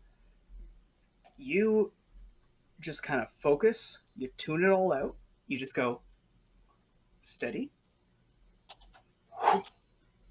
And instead of panicking and failing 5 times, you suppress it and you succeed once. Dislodges. You press a catch and kind of hold your crossbow a good ways out. It goes, whoop, whoop. See it whip a little bit, whoop, get stuck back in. Yeah, we never really tested that. We were worried it would hit her in the head. You hear the sound of not just your parents, but what must be their entourage coming back home. And the sound of servants opening up the rear section to start setting out what must be like a picnic. It's fall, there's blowing leaves, it's pleasant, it's a nice day. You can look for a place to hide. You can go for the well and be confident, but it's a well, which means you're going to drop linearly downward. Excuse me. You can go for the hedge maze. A bit further, there will be a check. Or you can go out into the actual yard and try to get to the servants' quarters of the carriage house.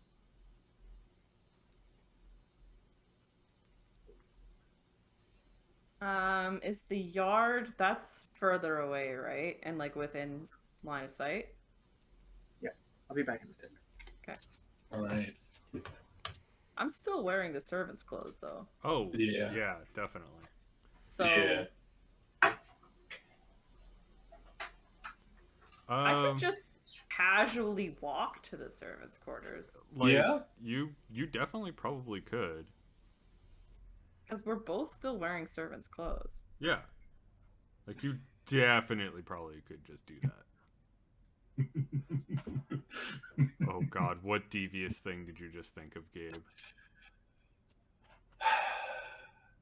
I put in Euro Blender Team Fortress 2 Dentist. And it just gave a extremely huge close-up of the medic's teeth, but his face is like the Red Cross. He's holding like a drill. It's like the scariest fucking thing. Send it to me. Ah, god damn it. Okay, every time. Anyway, the well definitely is not an option. The well, I think the well's the only option. What? How is the well the only option? What if they need to draw water at literally any point in time? Good question.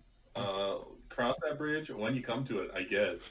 Okay, so my thought, we're still in servants' clothes. What if I just casually walk to the servants' quarters?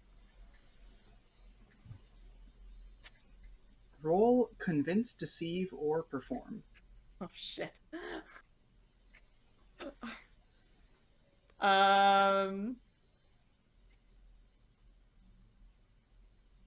Could I instead...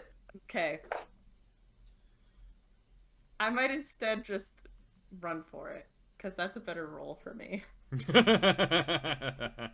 Like, that's just what I'm better at. Yeah. Okay. As you're getting ready, there's a split-second decision. Your companion isn't sure about it.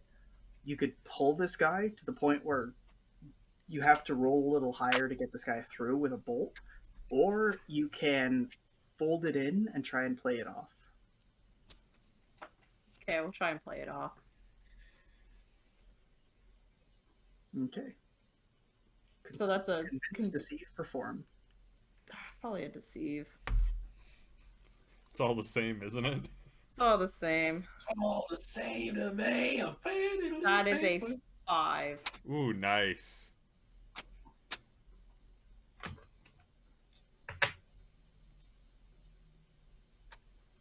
Plus 10, according to the dice, for a 15. Keep your head down. You're not going to pass this on numbers alone. You need to spend 5 stamina. How? At this point, like the guy kind of like kicks you, and then visibly, like you can see him like lower his head slightly, put his hands together, like posture straight, as the like lords of the manor are coming home. What are you doing? Thinking of my training as a noble person, and how like a proper lady would walk. It's pure mental damage. You take 5. Yeah, you take 5 repressed memory damage. Yeah. 5 divorce damage. God damn it. So you're thinking about your noble bearing, right? Yeah. On the spot, you have to tell right from left. You're about to get into your like nose held high, prim and proper, visible for all the local courting lads. Mm-hmm. And then you have to switch gears and go, wait, nope, wrong side of the equation. And then you keep your head low. You actually like loosen your ponytail just a little. You don't actually loosen the tie. You just loosen a couple of strands so they cover your face. Then you hold your hands behind your back. Keep your back straight, but your head bent low. You swear you see a gaze kind of graze over you and miss you. Nice. They head inside, and then as the door shuts, you can see the nearby servants getting up to keep moving. They're all walking at a leisurely pace, getting things ready. Some of them are heading to like the picnic area by the hedge maze. Some of them are heading towards the gate. One of them you can see walk over, like unlock it as a couple of servants are approaching. I'm gonna try to join that group. Just casually join that group of servants as they're exiting. You just start walking.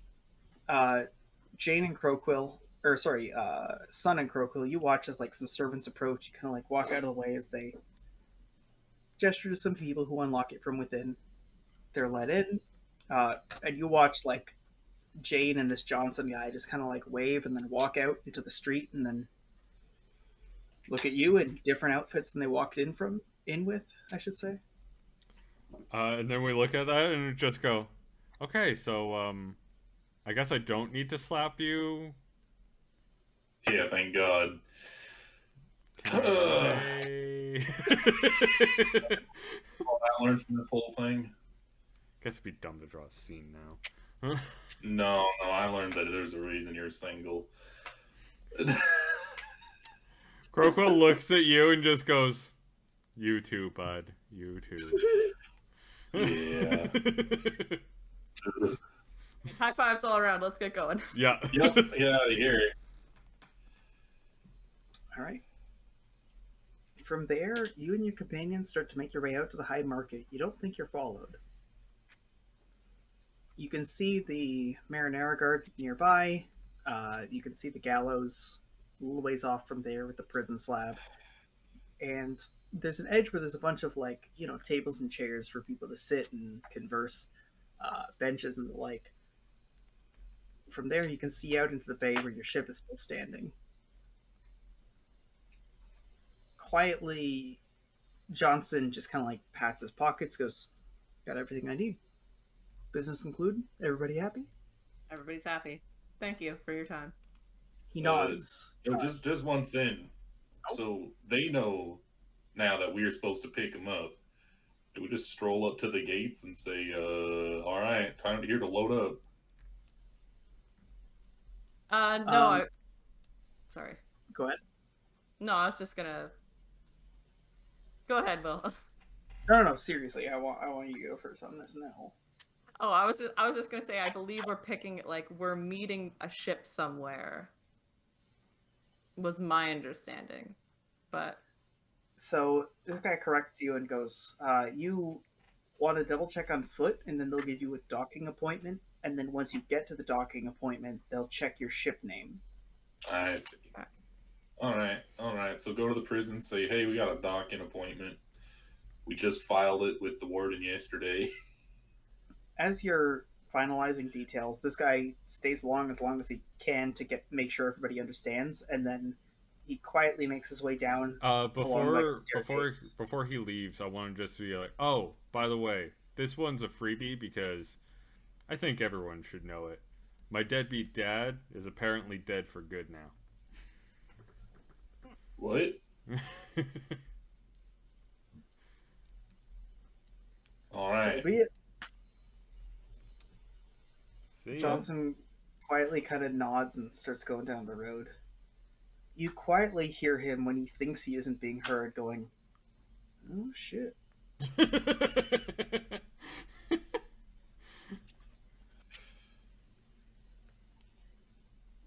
Cool. All right. Well, We're all in the high market right now. Is there like a time that we have to pick this guy up, or what? Give it a day to get processed? Yeah, probably give it a day. Probably a day to get processed, yeah. Yeah, for sure. Right. You can watch parents and children go into the Marinara Garden after sitting down at the temple. You depart from there before the worst of the screaming children running into your kneecaps come. Mm-hmm. From there, you go down to the Dockside residential district. Here, there's like 3 times as many loose kids, but they're like a quarter as dangerous. So, like, overall, it's a win. Yeah. These kids know to not bump into people. Yeah. They're nimble. They have evasive maneuvers. From there, you make your way down to the docks and back onto the Bilgewater. You're not sure how long it'll take for those outbox files to get processed, but hopefully, if the paperwork gets done, you should be able to stroll up and receive your prisoner, whose name is apparently Bernice Antony Macedon. I would never have guessed that. If I had a name like that, I wouldn't have much association to that name. And that's where we stand. You have a longtime enemy you're waiting for, but once he's gone, doesn't mean the end of the road. Yeah. If you guys want to check out the rules to this game, the most recent posted version, those are at bloodwine.fandom.com. If you want to check us out on YouTube, we're at youtube.com/Mr. Croton, and on Twitch, we're live on the later half of 7 at twitch.tv/Croton_live. But we got stuff coming up, don't we? Yes. As always, I have more Temtem tomorrow. I fucking love that game. That game is my fucking life right now. It's Tem time. It's Tem time. I'm so excited. I gotta say it does seem like the time for another company to come and swoop in on Pokemon's leavings, because I feel like Pokemon can't maintain IP very much longer. And the thing is, it's so weird. I've been, like, there's a new Pokemon remake coming out for Diamond and Pearl. And my friends and I have been discussing it, and I've been actively having to be like, Pokemon. Because genuinely, like, there was a little period of time where I kept referring to Temtem as Pokemon, but it's completely 180 to my head now. Oh. That's the one with the guns and little aminals. Yeah. But, yeah, okay, so we got that tomorrow, Mass Effect Friday, and then we got Psychonauts on Saturday for hopefully less orifices. They have to reduce the amount of orifices at some point. You would think. And I'm waiting on the third party for this. We're going to get I feel like special guest implies someone with clout. a special guest who's just one of our friends you haven't heard of. Yes. We might have someone in to do some Bible Man streaming. We might not, depending on when scheduling works. Ooh. Right. My guess is Psychonauts on Saturday, but we might have a little if it surprise. needs to be replaced, we can definitely replace with Bible Man because I really want to compare that to Power Rangers. So for Bible Man themed superheroes or psychology themed superheroes, tune in. Should be a good time. As always, thank you for watching and have a good time. Bye bye. Take it easy.